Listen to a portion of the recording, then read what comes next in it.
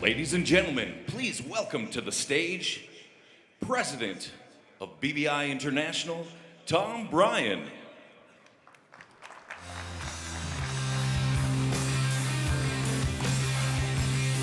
All right, this is more like it.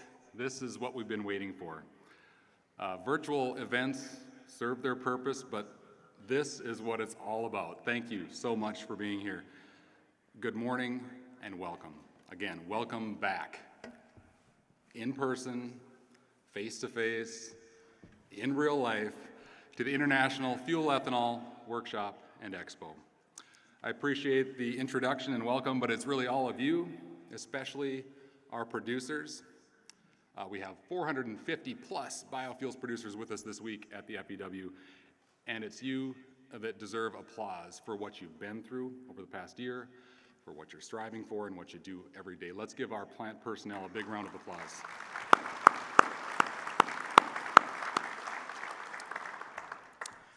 Again, 450 plus ethanol plant employees, managers, board members, and others. And I want to thank all of them for being here. I also want to thank everyone else, our vendors, our service providers, technology firms, product suppliers.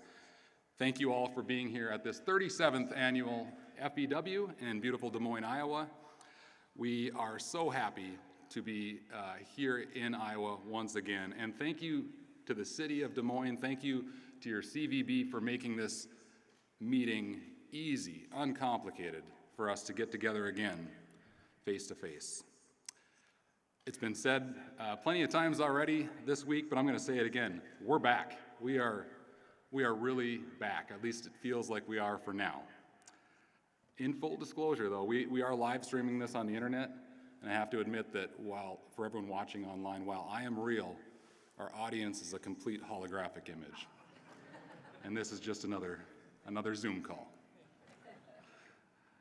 Now we have 1,850 last I heard attendees with us this week, registered. Unbelievable.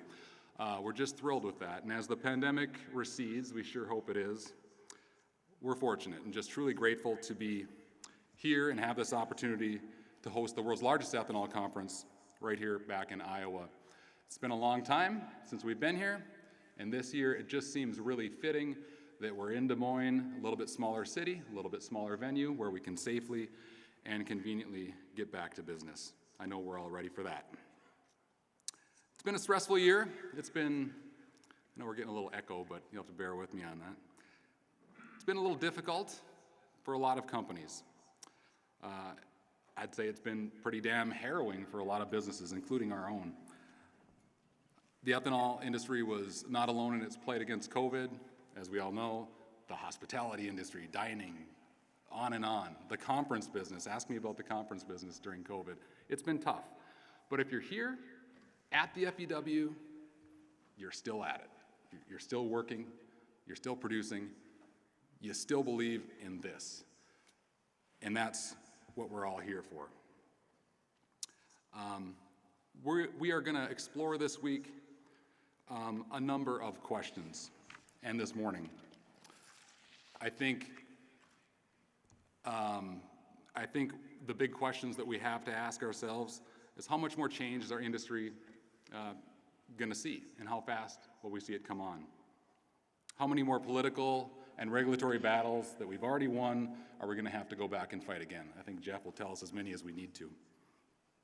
And how are we going to fit into this low and zero carbon world that's coming? What will your role be?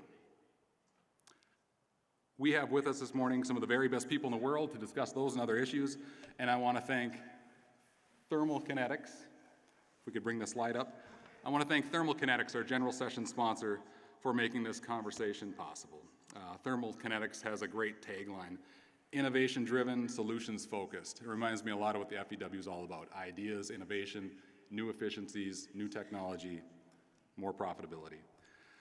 So at this time, I want to invite Marcos Figueiras up to the stage. Marcos is Vice President of Business Development for Thermal Kinetics. Please give a warm welcome to Marcos.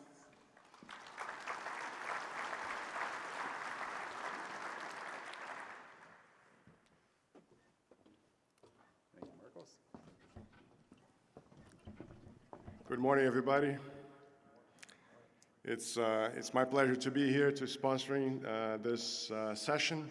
Thermokinetics is a company dedicated to engineering, designing, and supplying equipment to the dehydration, distillation, and evaporation systems for an ethanol plant. It is, again, our pleasure to be with you today.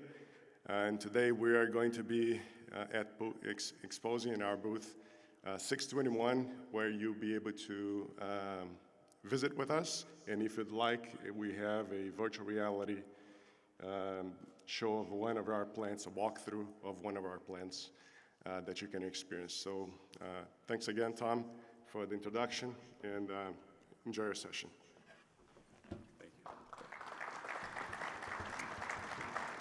Thank you, Marcos, and thank you, Thermokinetics, for lending the FEW your support. We really appreciate it. You know, this conference is known as the Producers Event. It's your event.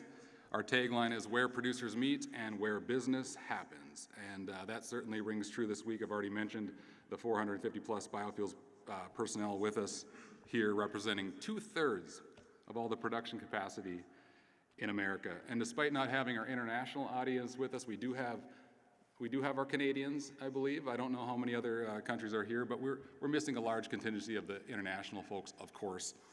We're still at 1,800 attendees, so just truly, truly spectacular.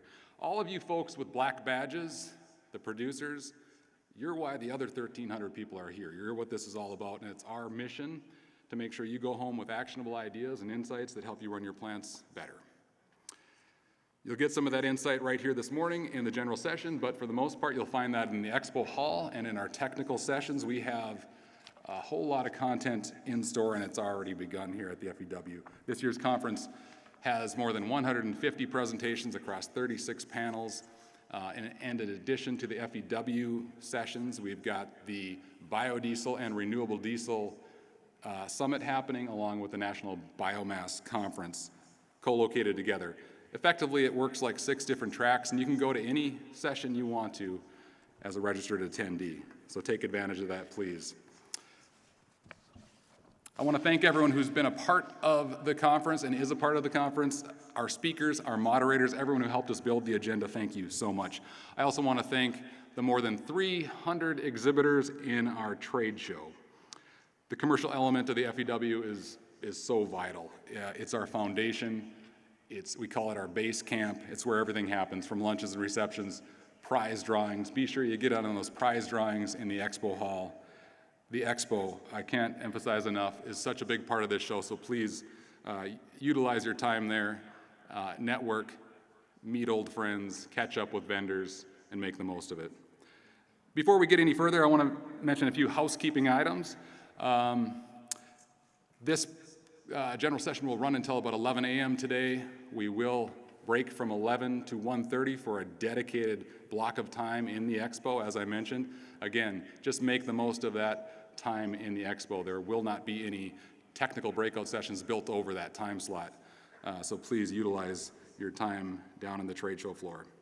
The Expo will be open all day. We'll have technical sessions from 1:30 to 5, and then meet back in the Expo Hall for a reception tonight. So I hope to see you there for a beer or a cocktail at 5 p.m.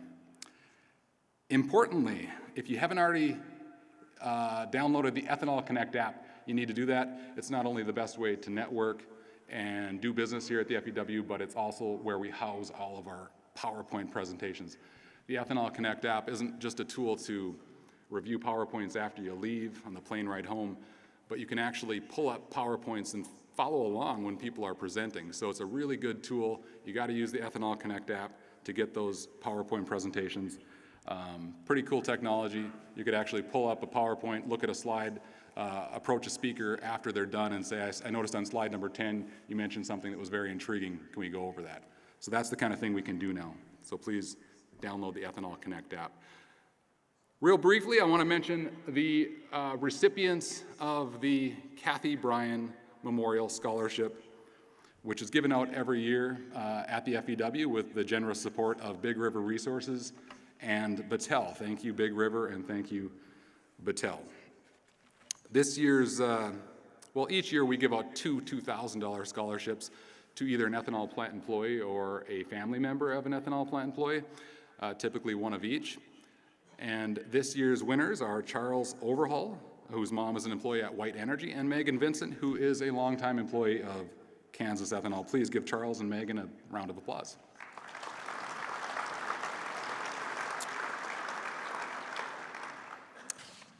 I also want to quickly, but not without real importance, mention the winners of our 2021 Ethanol Producer Awards. We'll move through this pretty quickly because this has already been featured in our magazine, but I do want to draw your attention to these accolades because it's pretty important to our editorial team.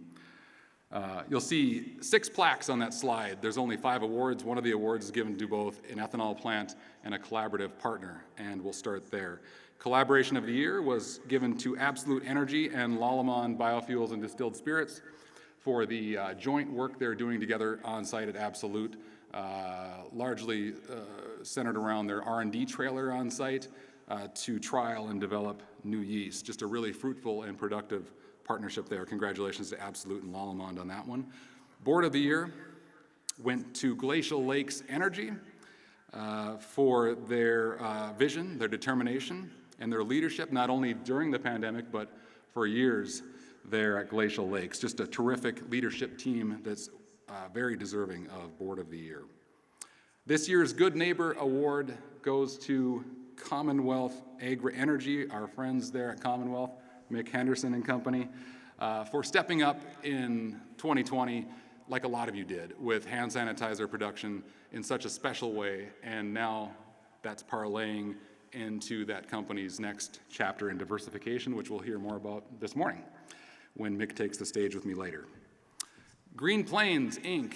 has won the Project of the Year.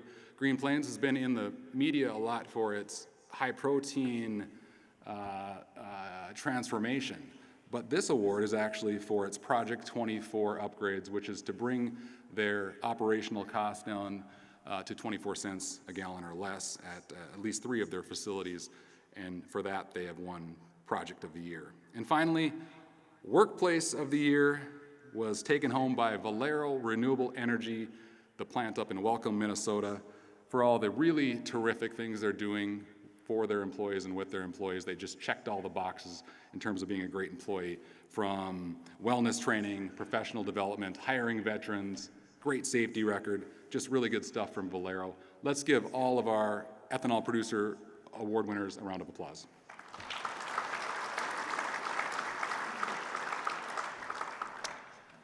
All right, and now from our plant awards, we'll move into a pair of accolades that have been a part of the FEW for 2 decades. And it's my favorite part of the show. The High Octane Award and the Award of Excellence. We believe, I believe, and I'm partial, but that these awards are among the most special accolades in all of ethanol, not just because they're given out here at the FEW, that helps, but because they are, the award winners are selected by a committee of their peers, previous year's award winners, and our editorial advisory board at Ethanol Producer Magazine. It's a committee of about 35 people. We thank them for their time and their interest in doing this with us each year, and it's my honor to help steward that process every year. First, we will present the High Octane Award.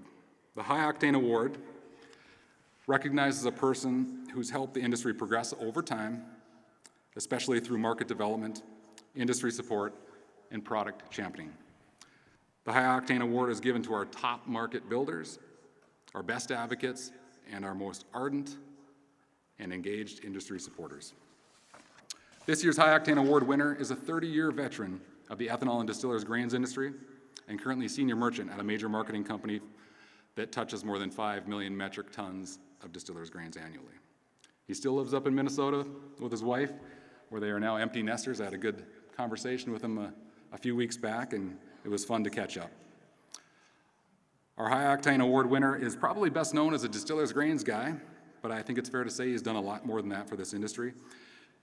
He has worked tremendously hard, behind the scenes often, over the past few decades to grow markets for distillers co-products, working with our associations, the RFA, the U.S. Grains Council, and others. He's helped grow this industry since its formative years in the 90s, the 2000s, and today. In the words of his nominator, he's been a huge force in the development of distillers' grains, both domestically and internationally, as our industry has evolved from just a handful of plants to what it is now. His nominator said in the early days when you often had to explain what distillers' grains were and the benefits of distillers' grains to the end users, he pioneered the practice of third-party marketing, which helped get a lot of plants funded. His ability to create and define that value was a critical piece of the puzzle in the early days. He's encouraged and backed a lot of different research projects and pitched in just about wherever he could over the years to help this industry get through different stages of logistics transitions, whether it was when we transitioned from railroad lease-owned cars to leased fleets, or when we made the transition to unit trains. He's been a part of all those different logistical transitions that we've seen. And so, for his belief in this industry, his enthusiasm for our co-products, his passionate advocacy, and all the behind-the-scenes, untold legwork that he's done for 30-plus years to build markets for our products and bring this industry to a higher level. This year's High Octane Award goes to Steve Markham of CHS Inc.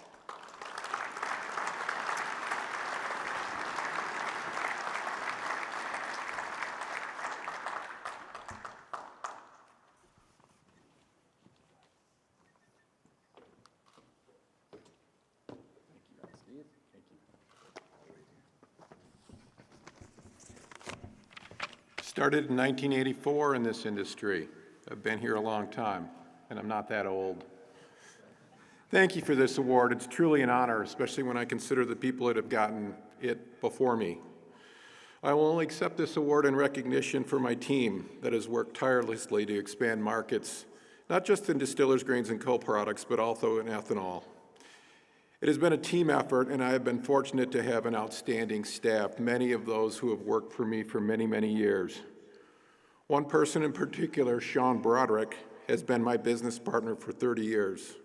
Without his wisdom and knowledge, we wouldn't have been so successful. 30 years, one guy. That just doesn't happen anymore, and I'm blessed to have him as part of my team.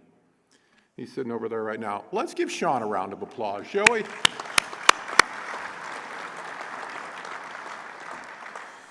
First, I want to thank my family for supporting me. My wife joined me today. She usually doesn't come to these things, but she wanted to see me nervous, I think. Judy, thank you. Thank you so much. My family is the reason I get up every day and do this work. They are truly my motivation. I need to thank the corn growers, first of all, for growing the corn, and then for supporting the marketing and research efforts that we've done through the years. Truly, they are why we show up. Other organizations also deserve a call out: RFA, Growth, ACE, the NGFA, DGTC, the Grains Council, all contributed to the success of this industry. I want to thank my competitors for pushing me. They in many cases have driven this industry. Competition makes us all stronger. It's been an incredible journey. When I graduated from South Dakota State, I never dreamed I'd get to do the things that I've done, go the places I've gone, or meet the people I have met. Just think of the characters I have been blessed to get to know: Ray Deppenbaugh, Ron Fagan, Jeff Bryan, Bob Deneen, Jeff Cooper, Kelly Davis, the Schwarks, Walt Wendland, Kelly Manning, Jim Lighting, Jeff Painter, just to name a few. Characters and developers of this industry. It's been quite a ride, and we're not done yet. Thank you again for this honor.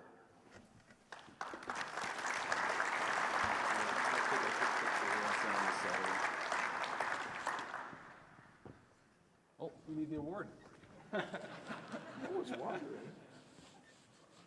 Okay, so typically we have another person up here that hands the award to Steve, and I'll do it this year. That's great. Thank you. All right, you get one? Thanks, guys.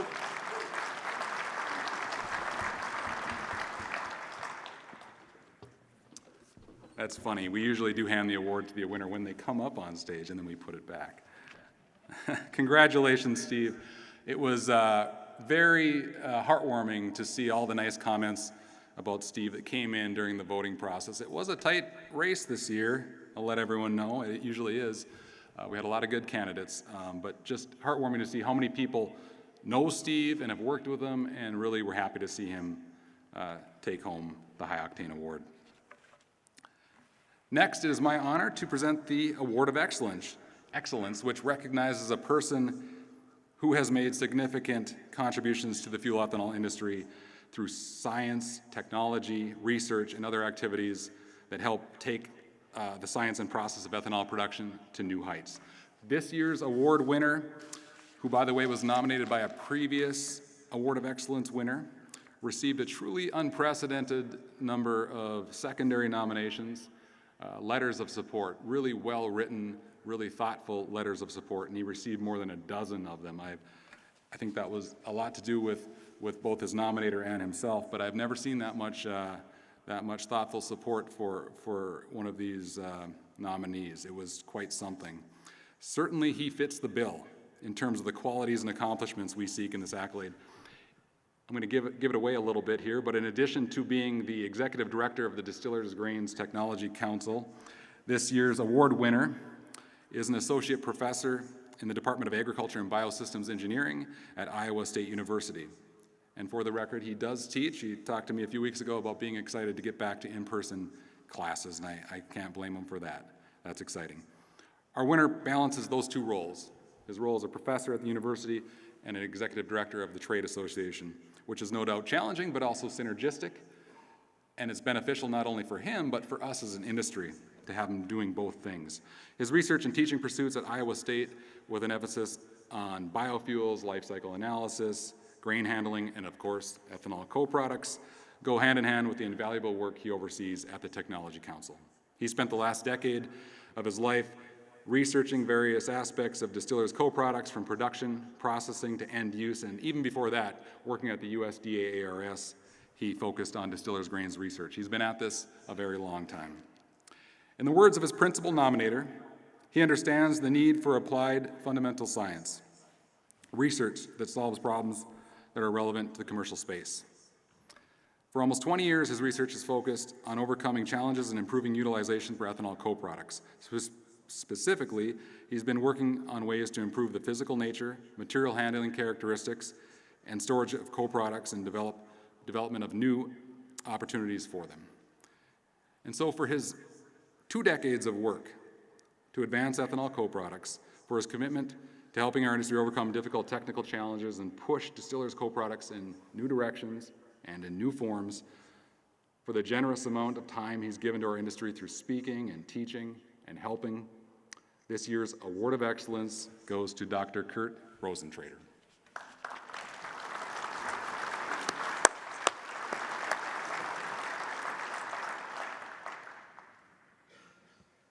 How about we take the photo first? Let's do it the right way.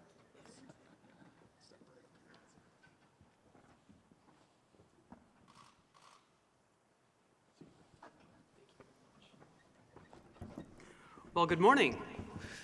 It's nice to have a family reunion, so to speak. I'd like to take a moment and thank the Academy for this nomination. No, honestly, it is really a pleasure to see you all in person again. And just like Steve, congratulations, Steve. I put a few remarks together. I thought I'd share a couple of things. It really is an honor to be standing in front of you today amongst so many friends and colleagues and partners and collaborators. We're all in this together. The old saying, a rising tide raises all ships, I think is really true because we all are helping the industry grow. So thank you so much. I'd like to thank Tom and BBI. I'd like to thank the committee for your nominations and your support letters. Charles and Dennis, thank you very much. Charles, I wanted to say thank you for challenging me. Thank you for always asking me, well, what's the value? How do you prove this value in this new process or new product? So I think that's an important question we always have to answer. So, Tom, you did mention 20 years. That's kind of a long time. It's not 40 years, but It's something. So I remember 20 years ago, I started my co-product journey. And actually, I had just started, and it was at an FEW event. I met my national program leader, Don Urbach. Some of you may remember Don. So I had no idea what am I supposed to do with distillers' grains. I knew what they were, but he said to me, over beer, of course, because it was at the trade show, talk to the producers, figure out what the problems are, and solve those problems. Like, okay, easier said than done. For those of you that work with distillers' products, you know that we do have some problems, but we're getting better, and it takes all of us to move forward. I want to thank another person, Charlie Staff. Some of you may remember Charlie. He was a former executive director of the DGTC. He really kept me focused on not just what are all of the problems, but what specifically can make a difference for the industry. So I want to give a shout out to him. I want to thank all of you that I've had the chance to work with over the years. And thank you for the samples that you've provided to me and the ability to come to your plants. And don't worry, I'll be asking for some more samples soon and some more surveys soon. I'd like to thank the organizations that keep me fired up every day and allow me to continue the co-product journey. So first and foremost, the Distillers Grains Technology Council. I'd like to say thank you to all of you. And I know that I've got some of my members in the audience today, so thanks for the chance to work on this every day. I'd like to thank Iowa State University for giving me the chance to also parse my time between both organizations. And I do have to give a shout out to my friends and colleagues at Lallemand and Informa who allow me to continue to promote the message of distillers' products as well. And just like Steve, today I've brought my wife. She's sitting over there next to Steve's wife. She doesn't come to these very often. I think we counted this morning maybe 3 times she's come to a biofuels conference. So thanks for coming. I do want to say you're my reason for getting up every day too. I also want to say that other than Charlie Staff, I think she's probably the only other person in this world that knows so much about distillers' grains, even though she doesn't really want to. You do know quite a lot, through no fault of your own. I do want to say, once upon a time, we were driving along in our car. I think we were going to visit her parents. And I was talking about my DDG work, and I was struggling with some of the ramifications and implications. And she had a really important comment to me. Connect the dots. You know what the problem is, what is the solution, how do you get there? And so thank you for that advice. I use it every day. So 20 years is a long time. Have we solved all the problems with distillers' products? Probably not. But I do want to take just a second and go back to the words of in fact, my first boss. His name was Paul Nelk.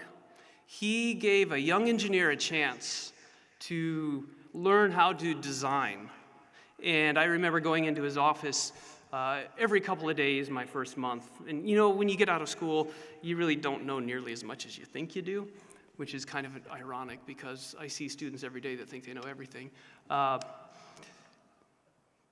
I would always come into his office and say, oh, we've got a problem. We've got a challenge. How do we fix this? And he had some really important words of wisdom.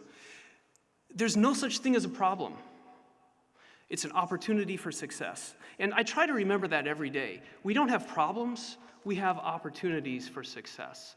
And I think we've come a long ways in terms of co-product quality, in terms of feed ingredients that we produce. You'll see in the conference this week, there are so many opportunities for distillers' feed products. And I think the future is extremely bright for where we're going. So thank you all for your support. Thank you very much, BBI. I appreciate the honor and look forward to working with you.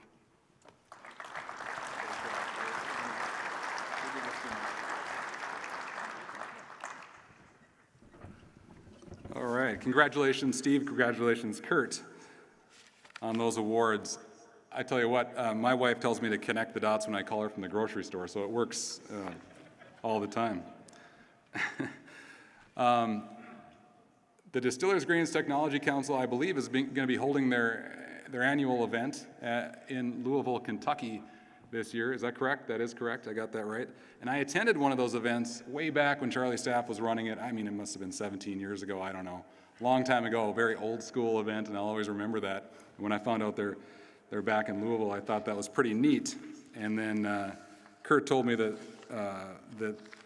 they're actually, the slogan is taking it back to where it began. So pretty cool, and good luck. Glad to see you guys are also getting back to in-person meetings. Let's give another round of applause to both Steve and Kurt.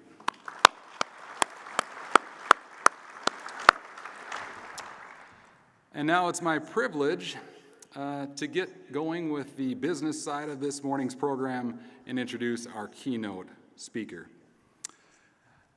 Our keynote needs no introduction in this audience, but we'll give him one anyway. Geoff Cooper is President and CEO of the Renewable Fuels Association, which is, as you all know, one of our industry's principal trade groups. The RFA collectively represents a majority of U.S. ethanol industry leaders and supporters, and is, as it's always done, working hard every day to grow demand for American-made renewable fuels and co-products worldwide. Geoff previously served as the RFA's Executive Vice President, and before that he was Director of Ethanol Programs at the National Corn Growers Association. He's an Army veteran, a Wyoming native, and he went to college, I think, right here in Des Moines, Iowa. Please welcome Geoff Cooper to the stage.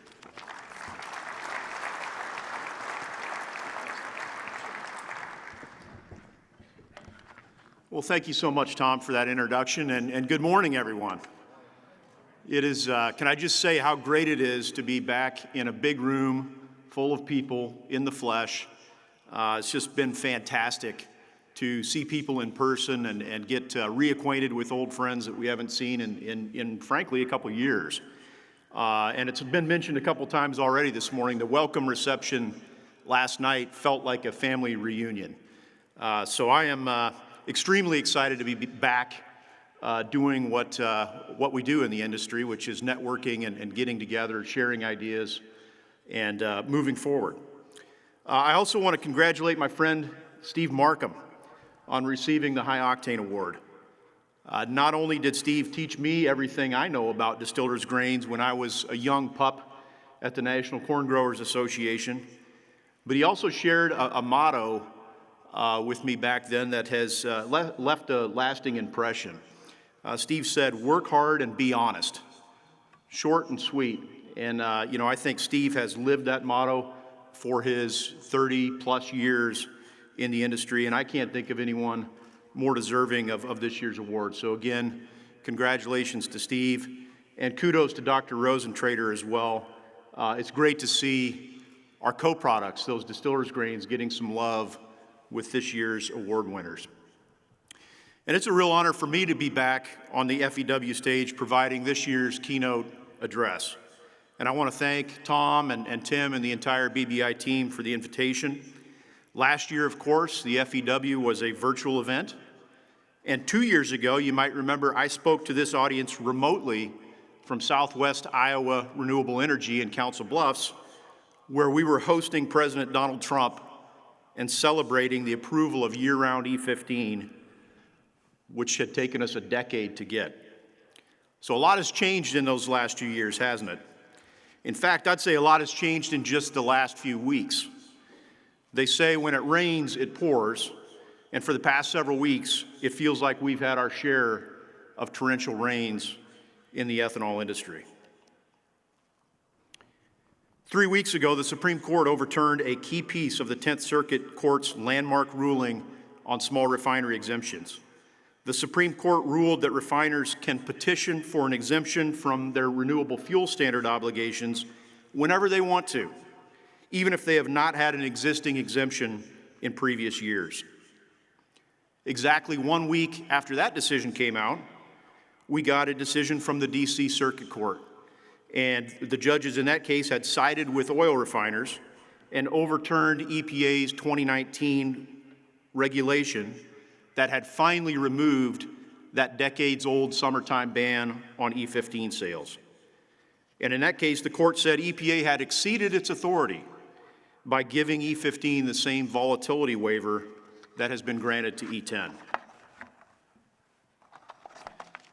Now, I'll be the first one to admit that these court decisions have been extremely disappointing and discouraging. RFA, along with the National Corn Growers, the National Farmers Union, and ACE, put an enormous amount of time and energy into securing and defending that 10th Circuit ruling that had overturned small refinery exemptions. This was certainly not the result we were looking for or expecting from the Supreme Court. Likewise, RFA and the other biofuel interveners in the E15 RVP case, Growth Energy and NCGA, were looking for a decidedly different outcome in that case as well. But now that we've had more time to digest what these court rulings really mean, we think both decisions will prove to be hollow and short-lived victories for oil refiners who remain intent on keeping ethanol in an E10 box. These decisions are temporary setbacks. They are bumps in the road, and we will overcome them, and I'm going to share RFA's strategy for getting around and negotiating these court decisions in a moment.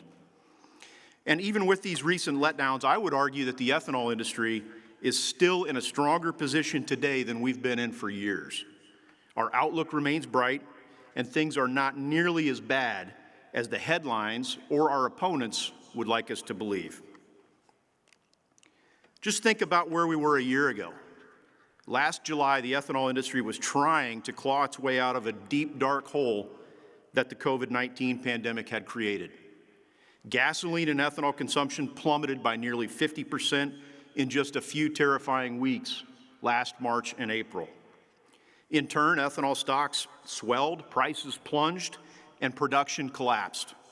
At one point in April, and I know many of you remember this quite well, more than half of the industry's capacity was idled. But as COVID vaccinations increased and infection rates fell, our economy began to recover. Restaurants and stores reopened, kids returned to school, and workers went back to the workplace. However, even with the return to more normal activity and travel patterns, fuel consumption this year remained slightly and stubbornly below pre-COVID levels. That is, until 2 weeks ago. As millions of Americans prepared to celebrate Independence Day, they also declared their independence from COVID-related travel concerns. Gasoline consumption for the week ending July 2nd eclipsed 10 million barrels per day for the first time in history. That's equivalent to about 154 billion gallons of gasoline consumption on an annualized basis. Ethanol consumption perked up as well, reaching its highest level since August 2019, well before the pandemic. Now, 1 week doesn't make a trend, especially with EIA data, which is full of noise, but these numbers are certainly very encouraging when we think about our industry's recovery. Ethanol's resurgence is being driven by favorable blending economics. The marketplace is rewarding blenders and refiners who are using as much ethanol as possible.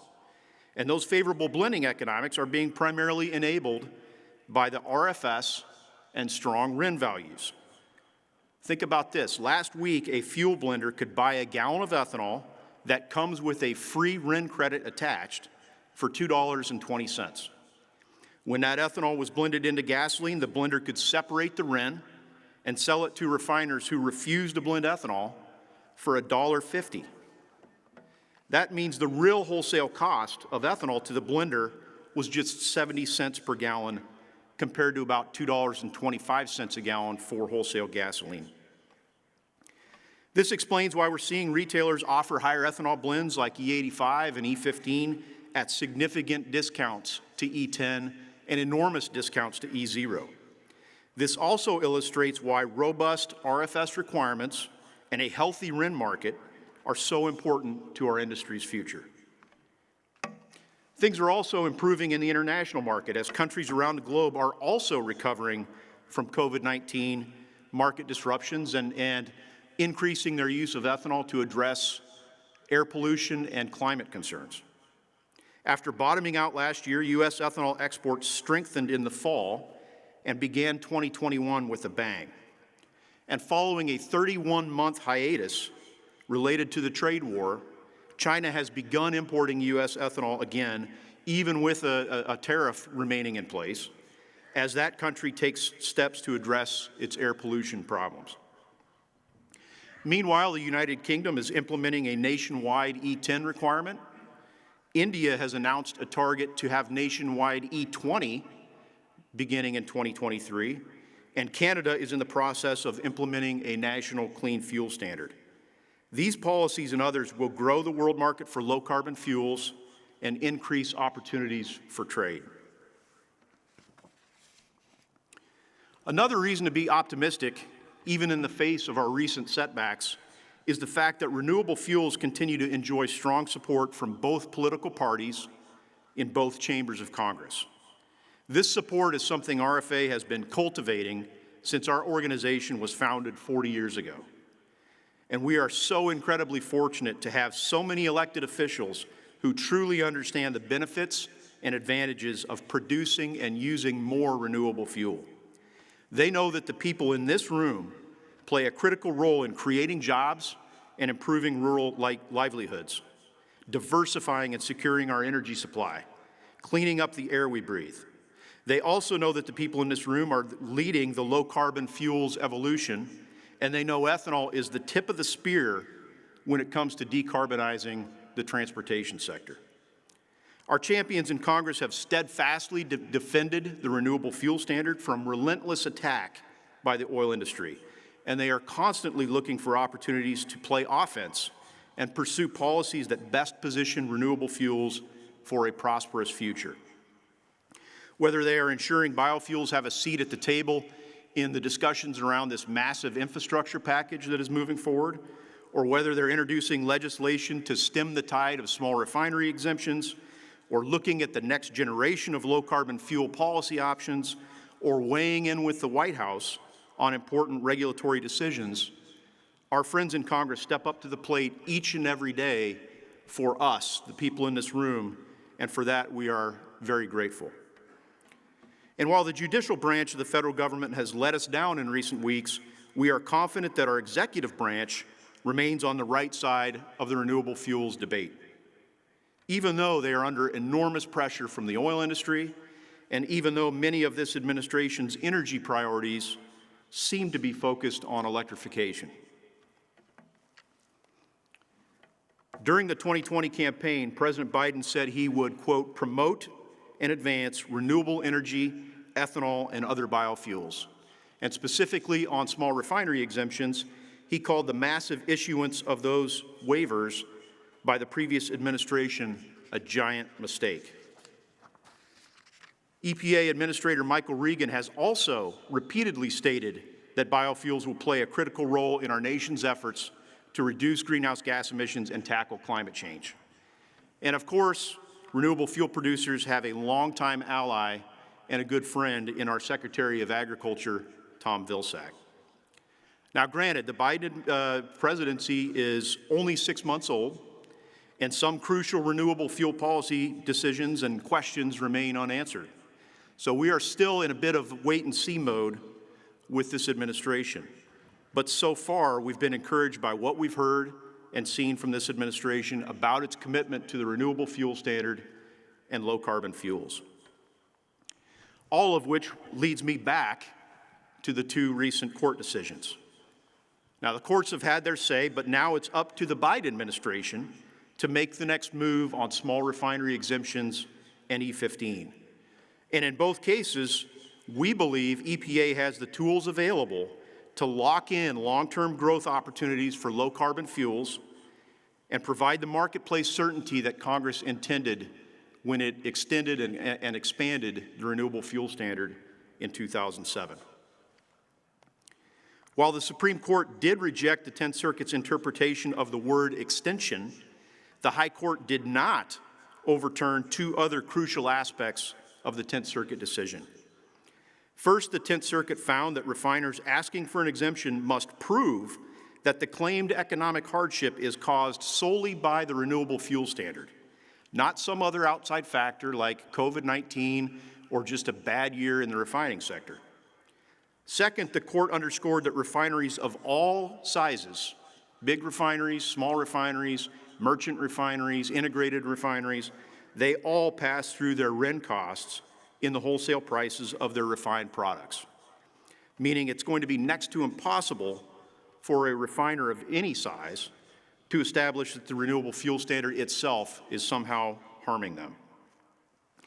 Those two holdings from the 10th Circuit decision were not overturned or even addressed by the Supreme Court. And we have every reason to believe that EPA will adhere to those two elements of the 10th Circuit decision. In February, EPA, under new leadership, reversed its position on small refinery exemptions and the 10th Circuit decision specifically. And they stated, quote, after careful consideration, EPA supports the 10th Circuit Court's interpretation of the RFS small refinery provisions, end quote. Thus, we do not expect the exemption floodgates to reopen just because of this Supreme Court decision. Simply put, EPA's ability to issue waivers remains greatly constrained by the other aspects of that 10th Circuit Court ruling. And that's a point upon which EPA appears to agree with us. So the bottom line is, we believe the era of massive small refinery exemptions is over. Now, EPA can also help calm the waters by releasing the long-awaited Renewable Volume Obligations, or RVOs, for 2021 and 2022.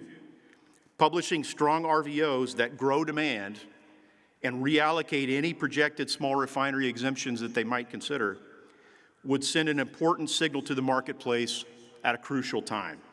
Strong RVO proposals would let refiners know that this administration is serious about enforcing the law. And as for the DC Circuit's ruling on E15, well, we think the oil industry, the oil refiners, really shot themselves in the foot on this one. While they're out taking a victory lap right now on that court decision, we think this is a ruling that will come back to haunt them in the end. Why do I say that? Because the refiners who sued EPA to stop E15 are the same refiners who have been complaining about tighter RIN supplies, higher RIN prices. They've been complaining about having limited options for getting around the so-called E10 blend wall. And these are the same refiners who claim they want to work with ethanol producers and farmers to preserve a long-term market for liquid fuels. Well, if they're truly concerned about RIN supplies and prices, why on earth would they attempt to kill E15? After all, a shift to E15 would be the most obvious near-term strategy for rapidly growing the RIN supply and reducing RIN prices. Now, think about it. If you were a sawmill operator who was worried about the price and supply of timber, would you set fire to the forests? Of course you wouldn't, but that's exactly what the refiners have tried to do with this court decision. And if refiners are legitimately worried about getting past the E10 blend wall, why would they try to eliminate the best available option for immediately expanding ethanol use beyond E10? And if they are being genuine about their interest in working together with us to bring higher octane, lower carbon fuels to the marketplace, why would they want to snuff out the very fuel that could jumpstart that transition? In a world where consumers are demanding a transition from fossil fuels to lower carbon fuel options, the refiners just made things a whole lot tougher on themselves. They overplayed their hand. But we're here to help. We're here to help get them back on track. RFA is already exploring our options for protecting the ability of retailers to sell E15 year-round. And first and foremost, I think it's important for everyone to understand that the court decision from a couple Fridays ago does not mean retailers who are selling E15 in conventional gasoline markets this summer must immediately stop doing so. The current E15 rule should remain in force during the remainder of the summer as the appeals process plays out. And there will be appeals. But what about next summer? And what about every summer after that? RFA is encouraging EPA to explore other potential regulatory workarounds that would allow retailers to continue selling E15 all year long. For example, EPA could establish RVP parity for E15 by effectively removing the relevance of the RVP waiver for E10. By requiring refiners to produce lower volatility gasoline blend stock for all markets, EPA could make the existing 1 pound waiver for E10 irrelevant and ensure that the volatility of both E10 and E15 finished fuels remain below regulatory limits. EPA had begun to examine this option under the Obama administration, and it is an approach that had the support of RFA, automakers, and even some environmental organizations. It did not have the support of the refiners, as you might imagine. State governments can also act to provide RVP parity for E15 in their own states. The federal statute allows states to effectively opt out of using that 1 pound RVP waiver for E10 in conventional gasoline areas. Again, this would put E10 and E15 on equal footing, and it would require refiners to produce lower volatility gasoline blend stock for those states. Of course, we're also working with our friends in Congress to identify any possible opportunities to secure a legislative solution for establishing RVP parity for E15 and E10. And in fact, just within the last 24 hours, we have seen legislation introduced that would codify the RVP waiver for E15 and make it permanent law.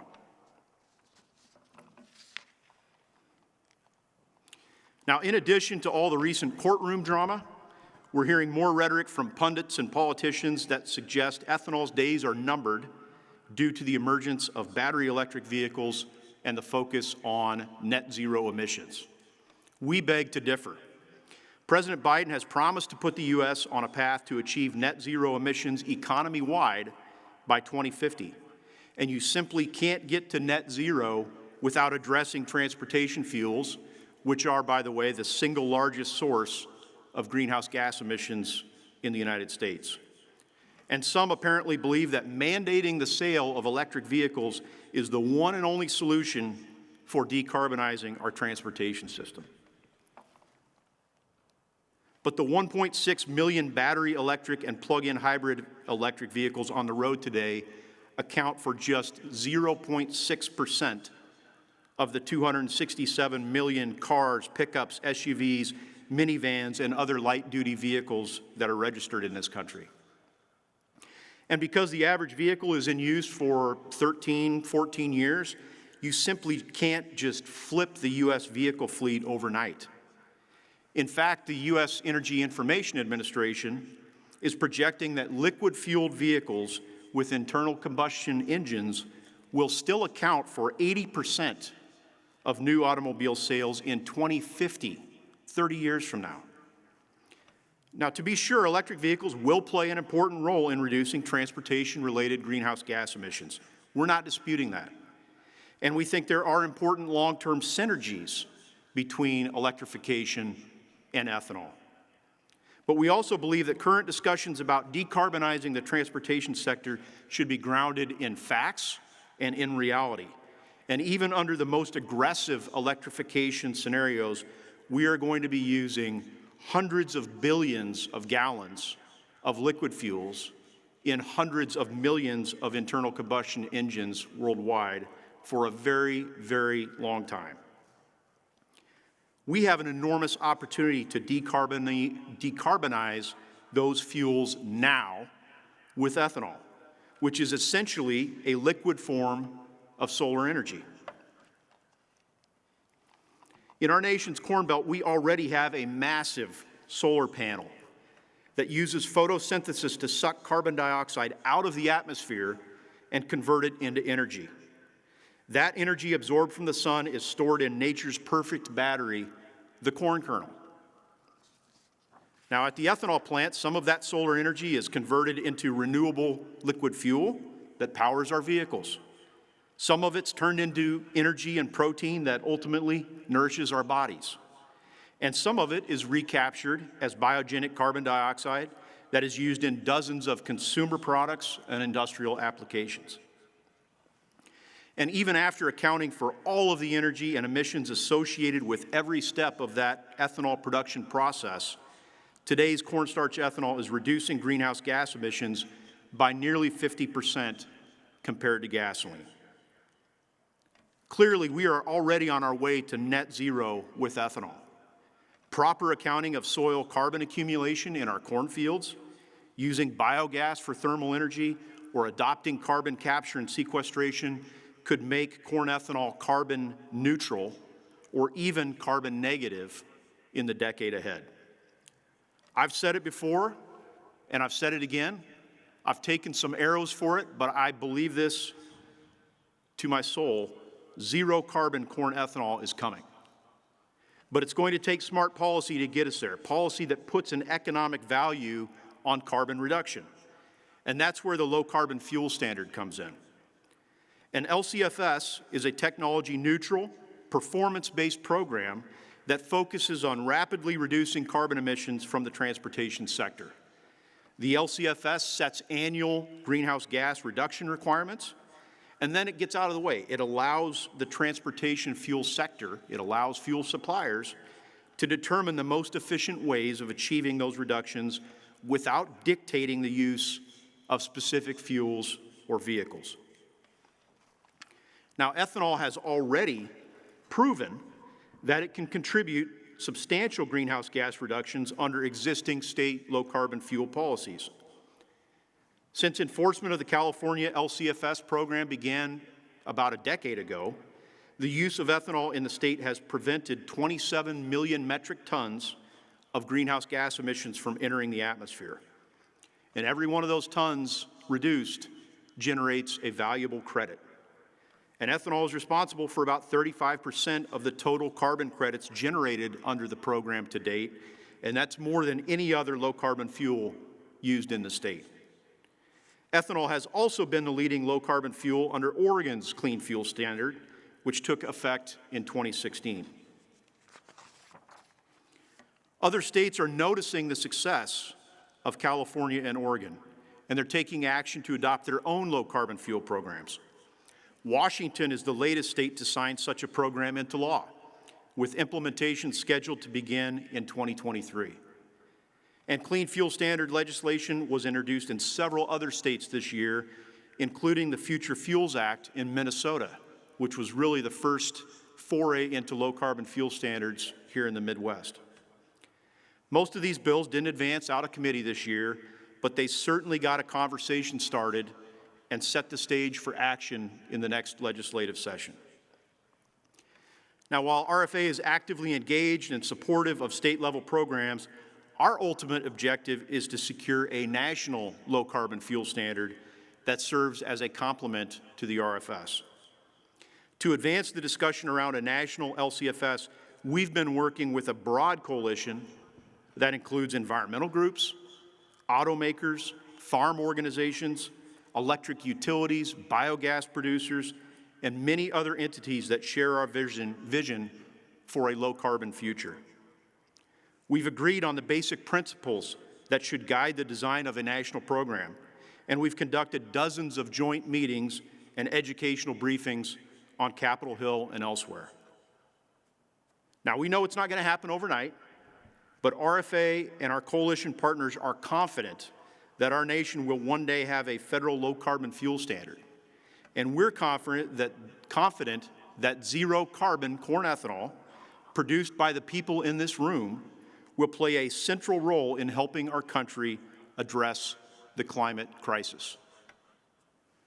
So yes, we'll continue to experience bursts of rain and the occasional downpour, just like we've seen with these court decisions in the past few weeks. But after every storm, the clouds part and the sun shines through. And I continue to believe our brightest and sunniest days remain ahead of us. Thank you very much.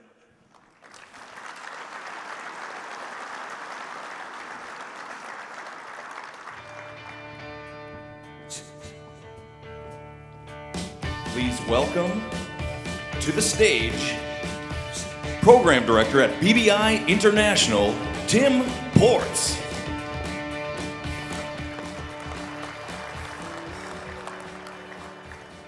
Good morning.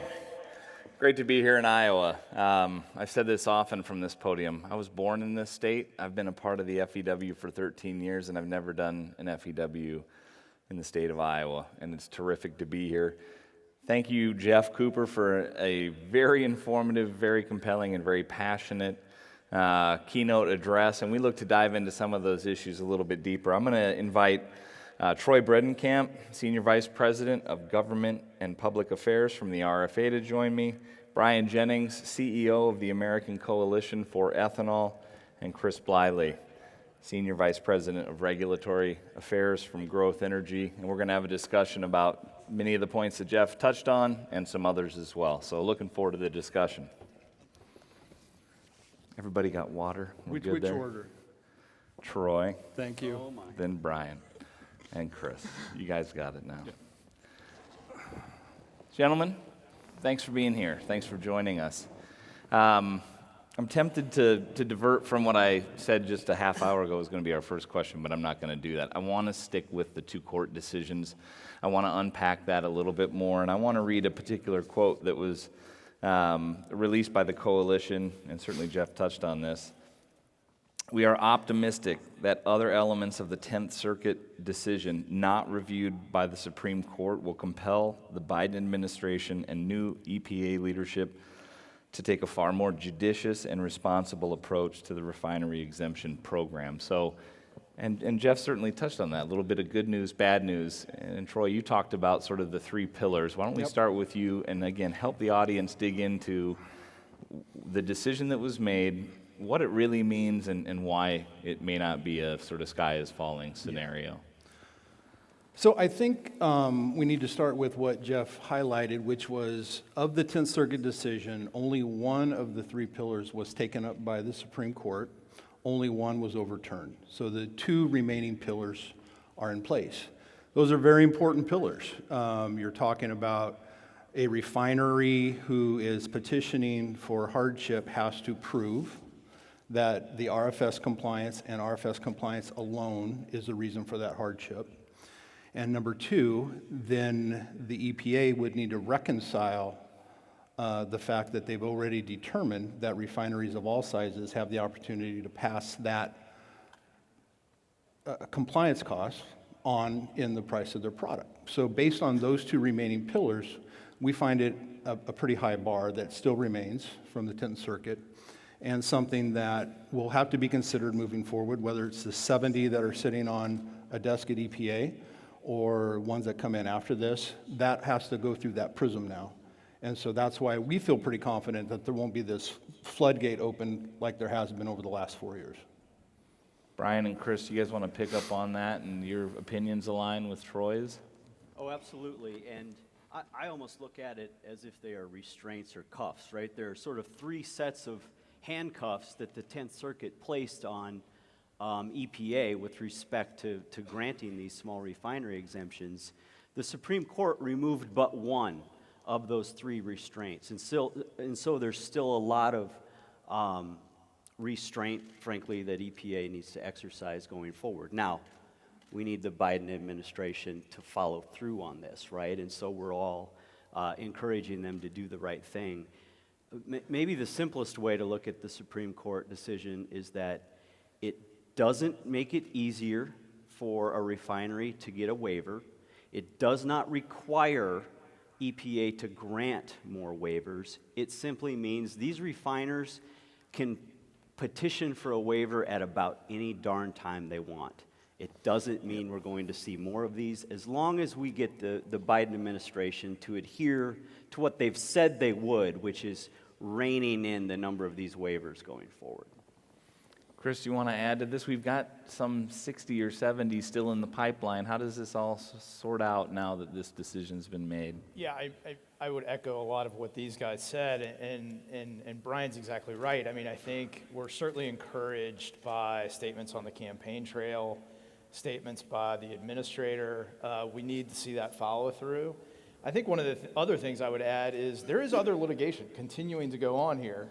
We have a suit in the D.C. Circuit that addresses the swath of refinery exemptions in 2018. We continue to fight some of the past things and try and recoup that. So the fight on the litigation side continues on. We haven't given up there. And as these guys said, this is just one pillar. They still have to demonstrate hardship. And I think we feel good. Geoff outlined a lot of the important things about what they have to show. And given the pass-through, it's really difficult to show that. So I think we feel good, and along with the comments of President Biden and the EPA administrator, that they clearly saw it as a misuse of the program and abuse. So I think we feel cautiously optimistic. As Bryan said, I think now it's really a case of following through at this point. Let's talk a little bit about the agency and the EPA and maybe help the audience understand what are some waypoints or some checkpoints where we could, as you say, the Biden administration and President Biden's appointments in the EPA and the interpretation of the EPA of sort of these two remaining pillars. What's a waypoint that we can all be on the lookout for? We'd see, yes, this is a Biden EPA that is clearly acting in the spirit of the RFS that we would like them to act in. When does that happen? When does that play out? Is that a couple of months from now? Is that 6 months from now? How does that work? Well, we have several decision points coming up pretty quick. Okay. We have the RVOs that are still needing to be decided. That's certainly a point that we will be looking toward to see if the Biden administration is adhering to what some of their campaign promises were. And we're hopeful. We're hopeful with where those RVOs may actually shake out. Then we have a 2022 set rule that will be coming up yet this year. All of these are going to be decision points that we can certainly point to see if we're on the right path with this administration. Got it. Chris or Bryan, want to add anything? I guess I would add to that. We have, in addition to everything that Troy described, we have a major decision from EPA with respect to how they're going to handle a court case we won the last time Joe Biden was in the administration. At that time, he was occupying the vice president's office. You might recall the Obama EPA waived the RFS based on the so-called blend wall. We all joined together and sued. We won that case. The D.C. Circuit instructed EPA to restore 500 million gallons to the 2016 RFS. The Trump EPA never took action on that, so we've been waiting an awfully long time, and it would be very good to see the Biden administration, in addition to the things that Troy mentioned that we expect to see news on any day now, frankly, to issue a favorable decision regarding those 500 million gallons as well. Yeah, I would just add, I mean, I agree wholeheartedly with Troy and Bryan. I think the other thing we need to understand, and you've seen the articles, there is immense pressure coming from the refiners to go the other way.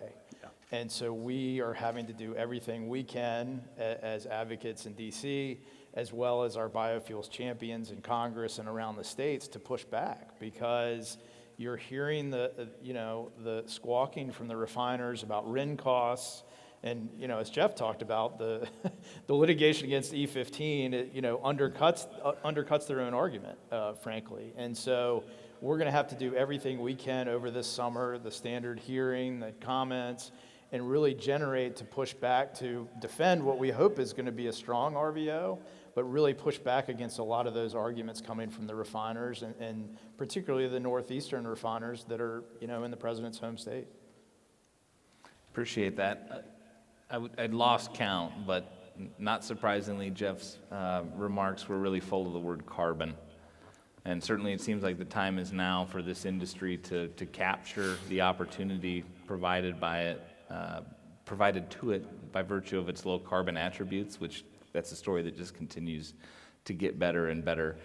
Chris, we'll start with you and come this way. Over the course of the next 10 years, is carbon and ethanol's reality as a low-carbon fuel going to dominate our opportunities and our market growth in your mind? Yeah, I mean, it has certainly risen in prominence, immediately with this administration, but around the country in various states and around the world. Frankly, there's a lot of efforts around the globe to address climate, and low-carbon fuel standards are certainly a way to do that. I mean, I think what is essential and what's been talked about is that these have to be technology neutral. You can't put the thumb on the scale for any one technology. And so a real true performance standard. And I think for us, the other important thing is there has to be a path forward for higher blends. Because if you have a performance standard that gets tighter and tighter, but you have no room for growth in the marketplace, it's unfortunately, it's sort of a dead end. But yeah, I mean, certainly carbon is front and center. The science around ethanol continues to get better and better. And as been talked about, we can get to net and below zero with innovations at the plant and at the farm. I mean, a proper accounting of what's done at the farm, innovations at the plant, and taking advantage of things like carbon sequestration and other things, I think are essential and really going to be a proof point as, state, local, federal, global governments address climate. Brian, I know you're all over this. Yeah, it's dominated a lot of the work that we've done at the American Coalition for Ethanol for the last 3 years. And if the policy is done right, to reinforce what Chris said, if it is indeed technology neutral, if it indeed is science-based, for example, using the latest life cycle science from the GREET model from Argonne National Laboratory, if the thumb isn't sort of applied on the scale in favor of one low-carbon technology versus another, ethanol comes out as an incredible winner, and carbon markets could be the most important way to both increase demand and value for ethanol. But we've got to get the policy right. And as conversations really begin in Washington, what we're excited by is that this discussion, these conversations have been taking place in the States for quite a long time now. This afternoon, I'm going to I'm going to put a little plug in. I think that's great. Room 320, Midwest Low Carbon Fuel Programs, if you're interested. But, Minnesota, for example, introduced bipartisan, bicameral legislation that was technology neutral, that would reward farmers for some of the farm level activities that help reduce the life cycle carbon footprint of corn ethanol. That would result in increases in E15 demand right away, as opposed to favoring EVs. Increases in E30 and E85 demand right away. And so we want to get some of these state programs rolling, so by the time Congress gets to doing this in a couple of years, they don't simply look at the state of California and they say, by golly, we're going to do it the way California has done, because we don't like everything about the California program. So we're trying to get some of these more reasonable programs seated in Midwest states that can then be used as the model by which Congress eventually does this. And Troy, Geoff mentioned a national low-carbon fuel standard. Yep. So clearly RFA has got some ideas in mind about what a low-carbon program, federal low-carbon program, might look like that would really benefit our sector. Why don't you talk a little bit about that? We do, and we have been part of a Drive to Zero coalition. I believe ACE is part of that as well, and it's this diverse group that has come together to at least open a conversation. We haven't had a conversation with some of these groups for a while. Environmental groups, auto groups are all part of this, and it really is trying to come up with this carbon-based policy that is, as Chris said, technology neutral. As Bryan said, it has to be the right model from a carbon counting perspective. You have to make sure that you have it right.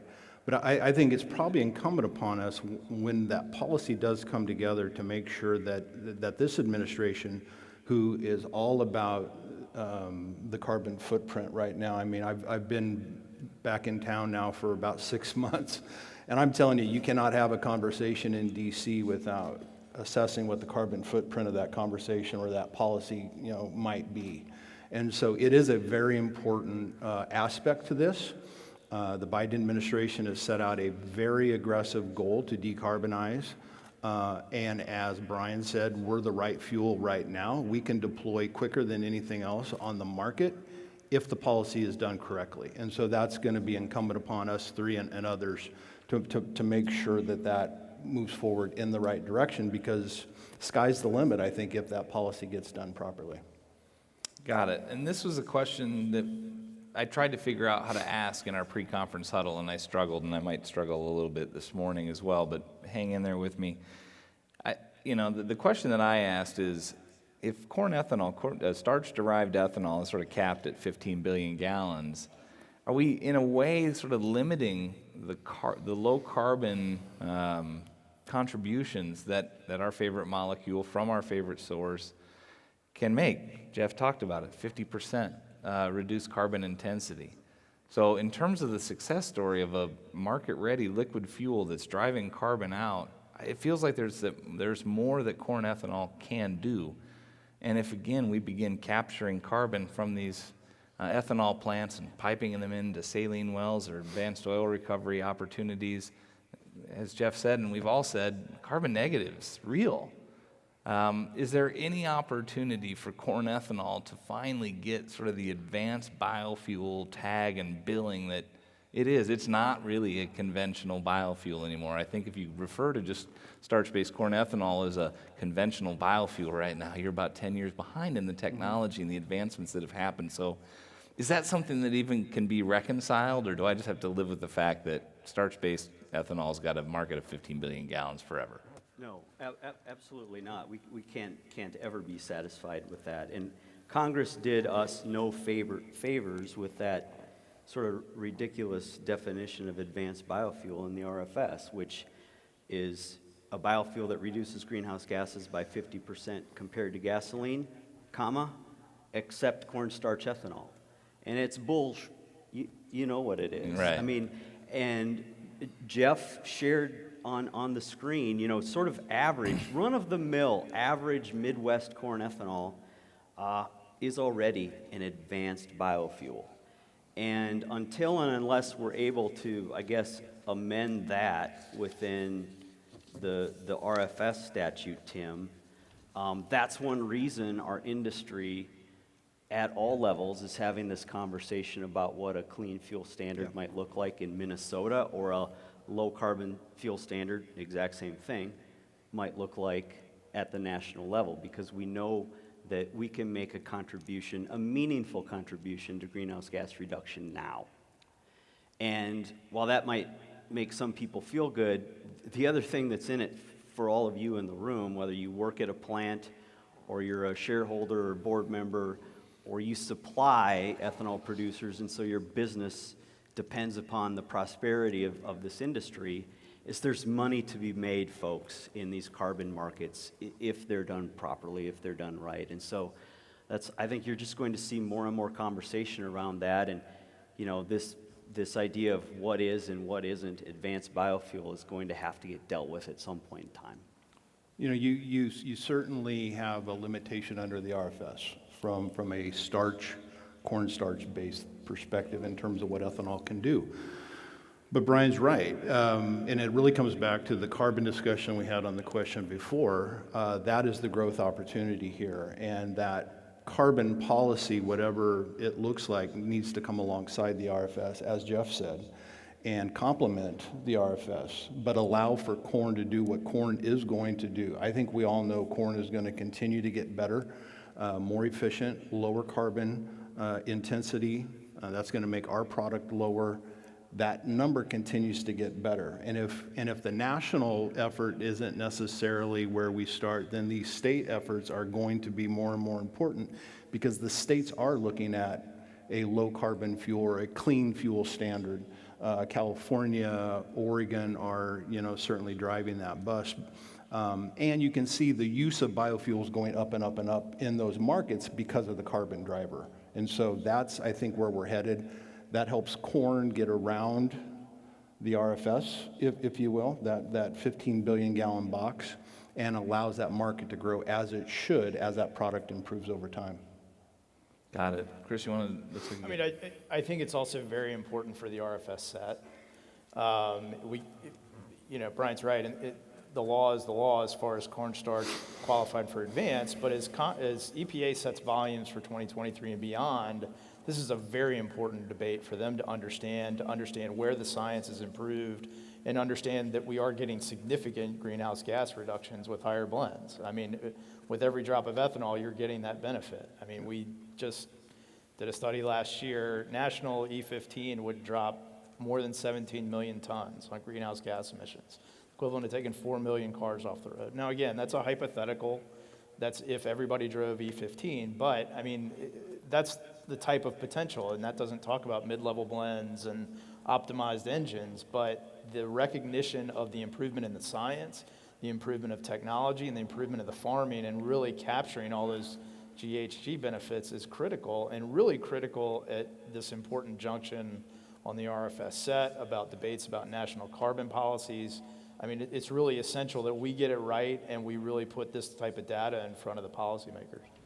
If I could, Tim, just think about the RFS, because there's no expiration date, right, no sunset, as sort of this perpetual floor for ethanol demand. And while no, corn ethanol can't be considered an advanced biofuel unless we amend the statute, if you layer that with a low carbon fuel standard, that can then serve as a way to propel ethanol demand that is indeed low carbon beyond that floor. And that's why those two programs would work so well together, as long as we can get the job done. I think one of our bigger problems is the fact that the technology that Chris was talking about is probably moving ahead of policy. Yeah.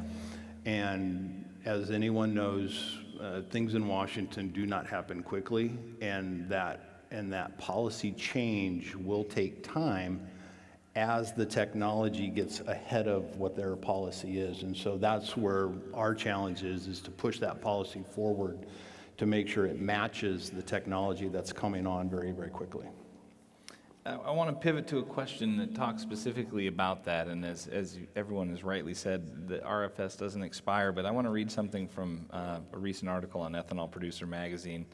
The article said, a separate notice of proposed rulemaking scheduled for publication in December 2021 will address the future of the RFS program. Statutory provisions in the Clean Air Act governing the RFS provide RVOs through 2022. For years 2023 and later, the EPA must set RVOs based on an analysis of factors specified in the statute. According to the OMB, the rulemaking scheduled for release in late 2021 is scheduled to be finalized in December of 2022 and will establish RVO requirements beginning in 2023. My question is this the way that the RVOs are set, or the way that the program is sort of run or governed? It does seem like at the end of 2022 there is an opportunity for some sort of pivot or change. And is this the opportunity, as Bryan is saying, to sort of lay on top of that the low carbon fuel standard, national low carbon fuel standard? Is there anything that we should have some heartburn about, or maybe even some excitement that there might be increased opportunity depending on how the EPA chooses to administer the program? It's a lot, but Chris? No, I think, Tim, you touched on it. I think there's an opportunity, and there's also, a little bit of caution and fear. I think there's going to be a lot of pressure from the other side, so we'll have to defend kind of what we have. At the same time, there's tremendous opportunity for recognition of the things we've been talking about the innovations we've had on corn ethanol, and setting volumes for beyond. Yes, it's true. EPA has a lot more discretion, but if you look at the balance of the 6 factors, ethanol and biofuels come out ahead. If it's a fair assessment and, you truly look at the things that EPA is required to look at in conjunction with USDA and Department of Energy, the lion's share of it is about the environment. And, recognizing that liquid fuels are going to play an important role, and you're going to need those benefits in the short and long term. So, I think there's both, like I said, some caution and some opportunity. But I think what we are doing now is putting all of that data in front of the agency and really making a strong case that, first of all, there's a lot of education, because a lot of people do not understand. Some people think it goes off a cliff in 2023. So educating people that that's not the case, and really putting all of the good data and the good work that everybody in this room is doing in innovation in front of the policymakers as they set volumes for now into the future is really what's critical. I think, on one hand, you can also look at sort of biodiesel. They've been living in this world for several years. But there is, a number of stakeholders involved, and certainly with the new administration, a lot of emphasis on climate. And so we're, poised, ready, and doing what we can on the advocacy side. Got it. If I could... Sure, go ahead, Bryan. I don't think this post-22 RFS process is, and if Troy and Chris disagree, they should definitely speak up. But I don't think this is an opportunity for us to replace the RFS with a low carbon fuel standard. If that's, and maybe I was hearing you wrong, Tim, but in terms of your question, there are some things about the statute that just don't seem to work. For example, the question you raised earlier about, okay, why isn't corn ethanol an advanced biofuel? So that doesn't change post-2022. Right. And so if we really want to propel ethanol demand beyond 15 billion gallons, that would have to be reconciled somehow, some way by Congress. It couldn't be reconciled by EPA in the post-2022 world. And so we've got to get it right. There are these 6 factors that EPA must examine in determining the way forward. And I think it's not the opportunity to replace the RFS, it's an opportunity to build upon the success of the RFS while we're probably working the congressional channels on a low carbon program. Wholeheartedly agree with these two guys on that. Chris is absolutely correct. If the 6 factors or the 6 criteria that need to be looked at are done from a scientific perspective, biofuels, all categories should grow post-2022. So, because our numbers are great. We do a super job. The technology continues to advance. The product is doing everything from it's exceeding everything from an environmental perspective that we thought it could do. So those are arguments we need to bring to the table, and I would definitely not disagree with Bryan that whatever happens in the set rule will need to account for that, but also no replacement of the RFS with an LCFS or a CFS. That is this new carbon policy that we keep talking about that needs to be well crafted and come together and is going to take some time, but come alongside the RFS even post set rule. And isn't it interesting that corn ethanol has emerged as sort of the low carbon champ, at least in terms of if you factor in both the very real carbon intensity reductions that we've all experienced, and some of the stuff that's on the horizon is really fascinating, and just the sheer number of gallons, well, we're the hands down champ. And I don't think anyone anticipated that in 2007 when the rule was written. So that's something that I'm personally interested in. But to maximize and capture all those low carbon benefits, we've got to burn more of our fuel in American light duty vehicle fleet. And there are some bottlenecks, some very real challenges to get that product into the marketplace. And I want to talk about like the blend thing and getting E15 and even mid-level blends in there. I don't need to touch on the court case per se, but I wanted to pick up a little bit on the sort of pump and tank infrastructure that's out there. And I don't know who I should attribute this to because I read it in a couple of places, but that the efforts to get E15 pump continues to be, sort of slow and difficult. There's an investment there. How do we get to sort of universally available year-round E15 and then even beyond that, so that again the low carbon reality of the fuel that we're producing, ready right now to deploy in the market, can find its way into engines at a higher ratio? How do we sort of solve all of that? And anyone that wants to start. I think it really begins with the sound policy efforts that we're trying to employ out in D.C. Number one, when the Biden administration released their infrastructure program that they wanted, that was a $2+ trillion number that had $174 billion in it for EV and EV infrastructure and precious little for biofuels infrastructure. We were a little taken aback by that number. Since then, we've all been working very hard to make sure that a biofuels infrastructure package came together. It's a 3-bill set that includes FFV incentives for the OEMs to start making flex fuel vehicles again, because they seem to have dropped off quite a bit. It does include the pump infrastructure, and then a blending credit. So we've put this package together. It is being well received, I think, on Capitol Hill.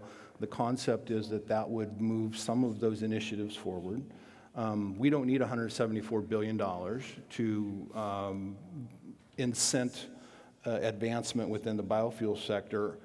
Our situation is a lot different than the electric vehicles from a charging station need. A lot of things can be dropped in.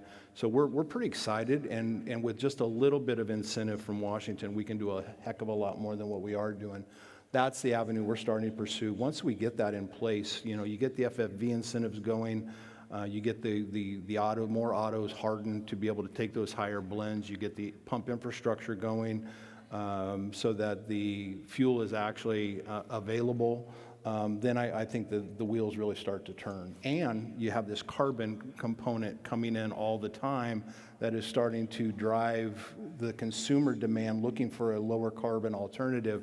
We think all that works together and hopefully pushes that market in the future. I mean, I think it's, certainly it's not as fast as everybody would like. Sure. But if you go back a couple years ago to where we are now, New York approved E15, Nevada and Oregon just approved E15 a few years ago. Certainly the court case is a setback for year-round E15. But we have 2,500 retailers. We went from 5 terminals to over 200 today. Troy touched on the infrastructure. We've had 2 USDA programs that, money continues to flow actually out of the second program to a number of retailers to add higher blends. As Geoff talked about, even with the court case, retailers, we feel optimistic that they're going to be able to sell the rest of this summer. They can sell all the way to June 1, all the time that we're going to be working on a solution. And we're not foreclosing any of the solutions on the table, frankly, to provide clarity for year-round E15. I mean, we've had a lot of momentum, and so we're going to continue to build on that momentum with a lot of the independent retailers. Certainly the pressure on RIN prices, I think people's phones are ringing a little bit more. But I think, we've also learned a lot in how best to do it. The retailers have learned a lot about how to best to market E15. And so I think that's, I feel optimistic about that. And so we're going to do everything on the policy level to continue to build that, whether that's year-round E15 or additional infrastructure, or frankly, educating a lot of retailers about the infrastructure that they have that can already sell E15 without significant investment. And so a lot of that is incumbent on us, but we will continue to push forward. If I could just springboard from what Chris was talking about, when you get out of the sort of regulatory world and the legislative world with infrastructure that we hope gets included, out in that commercial marketplace, you have, thousands of retailers, large and small, some who have already figured out that E15 is a way for them to differentiate themselves, offer a product that costs less, that's got more octane. You saw some of the visuals that Geoff Cooper showed earlier about because of ethanol's blending economics and that very important RIN value when passed down the chain, they can offer E15 and higher blends for that matter at an incredible discount to unblended fuels. And it's something that the American Coalition for Ethanol has done a long time with Ron Lamberty, and everyone's doing this, is meeting with these retailers at their stations, at their places of business, helping answer those questions they have about compatibility, because a lot of them don't think they have compatible tanks and lines and dispensers for E15, but they do. And we've created a website to help them sort of check that compatibility. And then it's the financial incentives help, whether it comes from USDA or the private sector. But I would argue more important than that is helping these business people figure out how to make money selling our product. And once it's sort of the, give a man a fish or teach a man a fish. And once you teach them those blending economics and that value that they can bring back into their store, then they just take off and they run with it and they figure it out.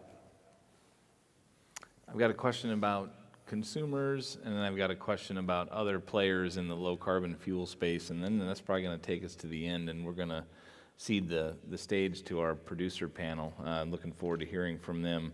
And I'll start with whoever wants to take this. We've talked a lot, and I think it's clear that all of us are really excited about ethanol as a low-carbon fuel.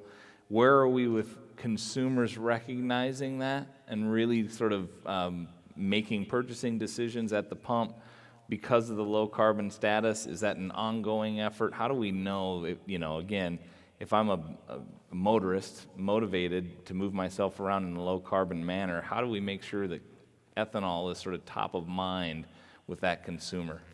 And are we there yet? Have we got more work to do? Who wants to take us? I think we certainly have more work to do, but it's actually pretty good from what we've seen. RFA has been doing a morning consult poll for 5 years now, I think, and asking just a basic battery of questions with a minimal amount of education. The acceptance or the support or approval number for ethanol blends is about 2/3, about 66, 67%. And we've actually seen an uptick over the last 6 months to a year of about 5% in the highly supportive category. So it actually is moving the needle, and I think a lot of it is collectively. We spend a lot of time talking about the environmental benefits of ethanol, the renewable aspects of ethanol. They love that aspect. The consumers that we've polled still like that American-made, homegrown concept. So all of those things added together in our messaging concepts, I think, is playing a role. Availability at the consumer level, at the retail level is certainly a component that's still a hurdle that needs to be, jumped. But at least from what we see in our polling data, consumers really are continuing to support and actually increasing their support and approval of ethanol blends, higher ethanol blends. The consumer question is a tough one for me to answer. We don't sell our fuel to consumers. Yeah. We sell our fuel to wholesalers and blenders who then sell it to retailers who sell it to consumers. And there is no doubt about it, right? There is a small, I would argue it's a small, maybe you would disagree, a small sliver of the American public that when they go to fill up, it's something other than their pocketbook they're thinking of, the environment or whatever. But for the vast, I would argue, for the vast majority of consumers, it's about how quickly can I get in and out of this place and what's the least I can pay for this damn product and move on and do what I need to do. And that's why I think a lot of it is the blending economics lesson that we teach these retailers, that if they can take advantage of ethanol's competitive price and of RINs, the value of RINs, they can offer E15, E30, E85 at incredibly attractive prices and drive that consumer interest. So I guess that's what I would share. Yeah, Brian's right on the blending economics. I mean, you have to make the case to the retailer as to why they would want to sell the fuel. I would say on the consumer side, and I'll put our own plug in for Get Biofuel, we've got a campaign to try and get more consumer awareness about biofuels and some of the environmental benefits that we've talked about this morning. So it is something that we do need to work on. It's a tough nut to crack because of our role in the fuel system. But I think it is important for people to become more and more aware of what they are putting in their tank and the benefits that we can provide. Got it. Last questions about other players in the low carbon fuel space, electrification of vehicles, low carbon electrons being made available on the grid. I know there's a lot of effort. Just generally, do we look upon these other marketplace participants, biogas, again, low carbon electrons, as worthy competitors and welcome them to the space, as a potential threat to our own business, or do we look at it as broadening the base of support for the RFS and any federal low carbon policies that might be wind in our sails. How do each of you think about, again, other players in the low carbon fuel space, and what does it mean for, again, our favorite molecule, our favorite low carbon fuel? I think we have a great opportunity here, Tim, and I will broaden it out more, because we hear it all the time. Geoff mentioned it from electric vehicle, and we've all seen the ads from GM where we're going to make 100% of our vehicles electric by 2035. That doesn't mean it's going to be. That doesn't mean it's going to happen, number one. Number two, it doesn't necessarily mean it's going to be a battery-operated electric vehicle. And I do believe there is huge opportunity here for biofuels to play an integrated role in an electric vehicle platform. I, for reasons I won't explain, drove out here from Washington, D.C., and had to fill up my Ram truck twice. And I filled up in 4 minutes, and I got another 400 miles of range in 4 minutes. And it's back to that at the pump convenience factor, cost factor for the consumer. I just don't see myself ever wanting to sit there for 45 minutes waiting for my battery to get to 80% full to go another 200 miles and find another place to plug in for another 45 minutes. And so that's a hurdle, that's a challenge for them. An integrated system that is using something from a flex fuel hybrid or a hydrogen fuel cell running on hydrous ethanol. There's so many opportunities, I think, for us to integrate into that platform long term. I do believe those opportunities are there. I think they're going to continue to be there. And as consumers, we've seen in California, even the early adopters in California, there's a 20% turnback rate on electric vehicles. That's pretty significant, because the early adopters are the true believers, and it's mostly over hassle of the charge. Right. So I think there's a huge opportunity here for biofuels. The lower our carbon intensity gets, the more opportunity I think we're going to have in that electric vehicle realm, regardless of other low carbon fuel choices. Yeah, I would add, if you're genuinely interested in figuring out a way to expand ethanol demand where we are today, we have to think differently about who our political allies are going to be in the future. You know, the battle lines on the RFS are well known, and right now our industry has a choice. We could line up with the oil refiners, and Geoff Cooper alluded to this, who we lost 2 court cases to recently, and play the game that they want to play with us about high-octane fuel, which we all badly would like to see happen, but the way they're proposing it is very limiting in terms of ethanol's upside. Or we can recognize that maybe some of these other low-carbon technologies bring votes that we don't have, and members of Congress that we don't currently have. And through a low-carbon lens, if we're willing to sort of, and I'm hopefully never going to drive an EV either, unless it's a hybrid. I like it. But there are a lot of people out there that want to drive them. Okay. The internal combustion engine is not going to go away. We're going to use liquid fuel likely through this century. Let's make that liquid fuel mostly ethanol instead of mostly petroleum. Let's work with advocates of electric vehicles. Let's get more votes for increasing the market for ethanol. And I think that's the path we ought to take. But I think this is a question that the industry is going to be grappling with in the very near term. Chris, why don't you finish this off here? Yeah, no, I think Bryan and Troy both make really great points. I mean, if the brass ring for the environmental movement or the administration is true net zero, everybody's research, not Chris Bliley's or Bryan Jennings or Troy's or yours, says that you're going to have to do something about the existing liquid fuels in the existing fleet. I mean, Geoff's slide showed 80%. I think some of the more aggressive shows 60%.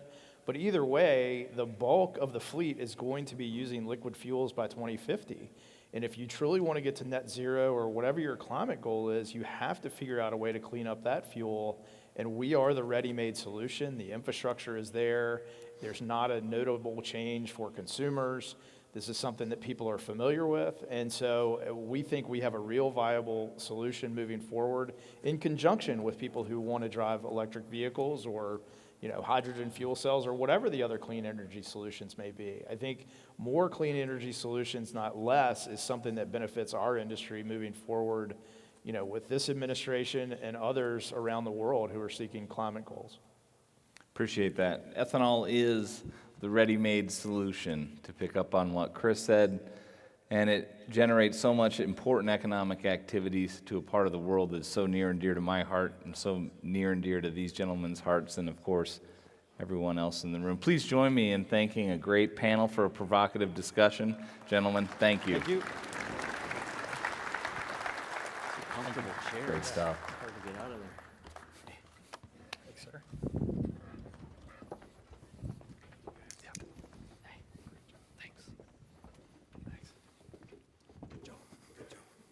All right, am I on?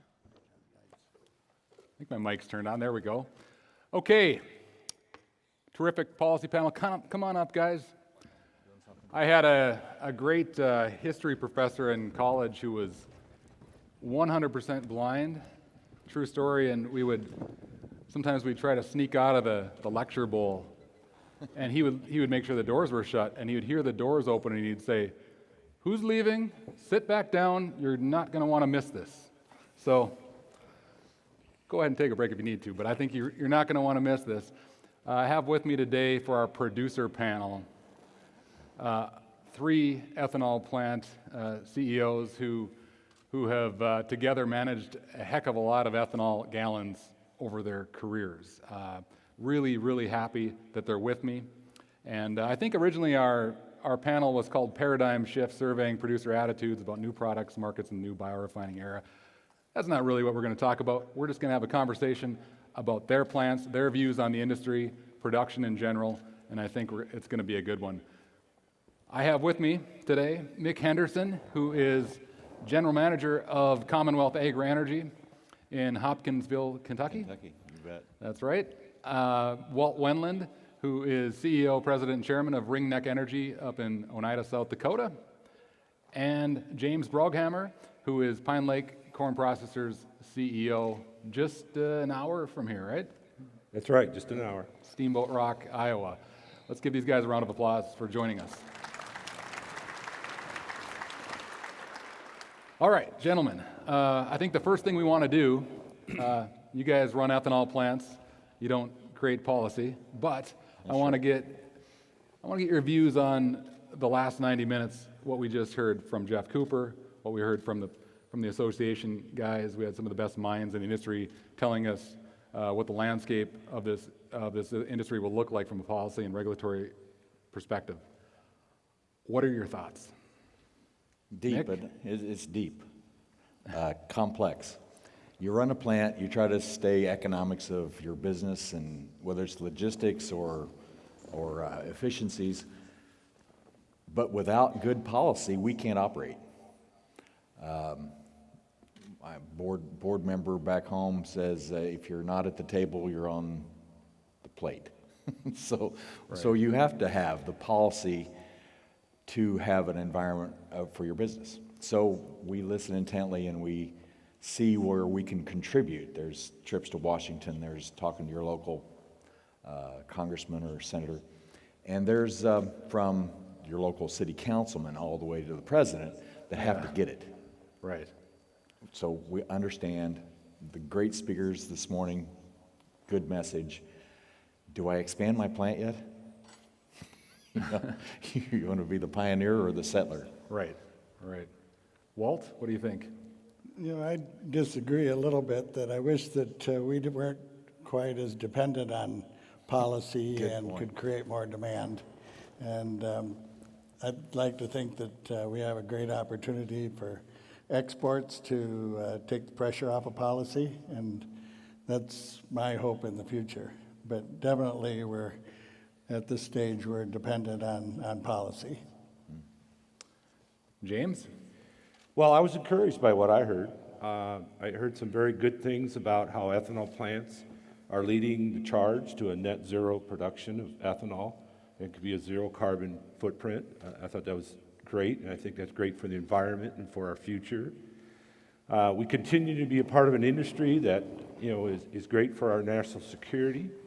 And we also continue to represent an industry that has a strong bio-based economy that's good for the future, for our kids and generations to come. So I actually was very encouraged by what I heard. I'm going to press you guys just a little bit on the policy front, and then we'll get into production, I promise. But Keep us uncomfortable for a few more minutes.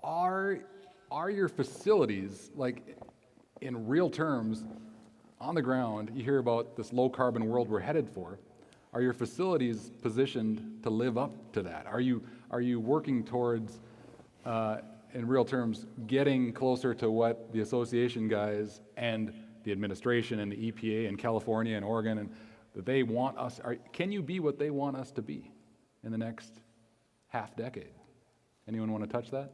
It was really right in our face 3-4 years ago when the grandfathered gallons, we were 35 million gallons grandfathered, and if we wanted to expand, we had to be an EP3, Efficient Producer Pathway Permit.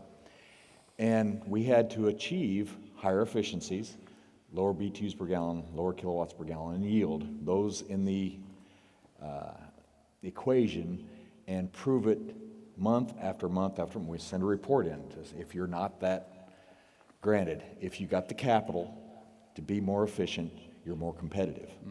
Okay, but we couldn't have expanded our plant 3 years ago without passing the policy muster. We had to be able to be more efficient. Right. That's more competitive, okay, but it took more money. Right. With the new plant, we were looking at the opportunities that might be ahead for us.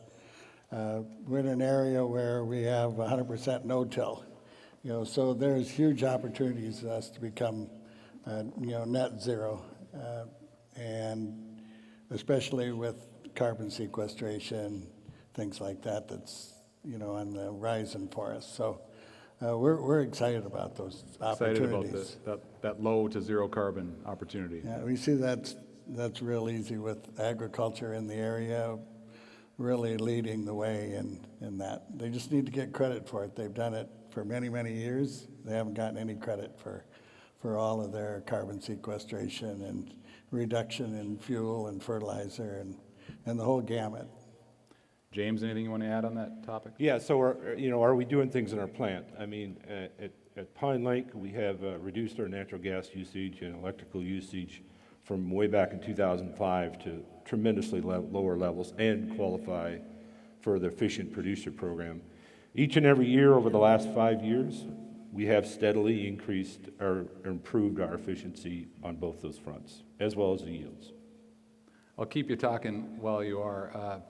Let's move right into what you're doing this summer in the next 6 months. James, why don't you lead us off with an update? We talked a little bit about the corn oil initiative. Tell us what's happening at Pine Lake. So, Pine Lake was, certainly had the same opportunities as most all your plants do. Higher blends of ethanol, higher quality of ethanol, new protein products, and also corn oil. And when you look at the money that was being spent in the renewable diesel front a year ago, 2 years ago, today, we chose to focus on corn oil. So we're underway with a $6 million project. It'll take us close to the 1.25 pounds of oil per bushel, and the timing is very good with the oil prices pushing up over $1,200 a ton today.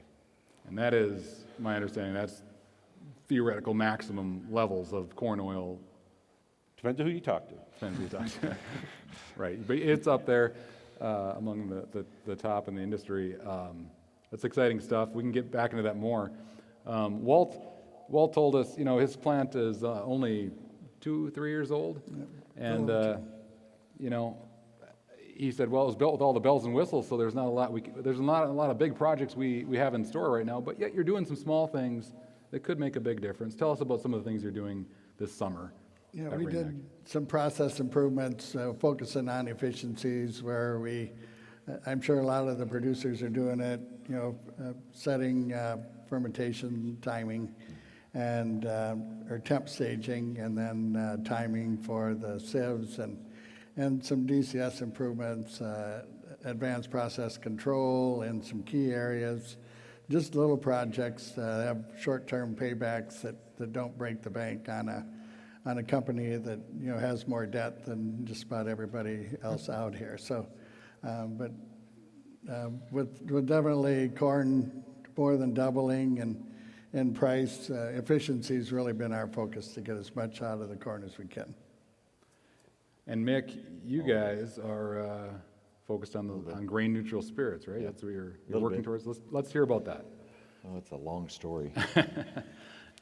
You did an article about it last summer where, the hand sanitizer, ethanol demand, doubled, tripled, 10 times. I don't know, it's a lot.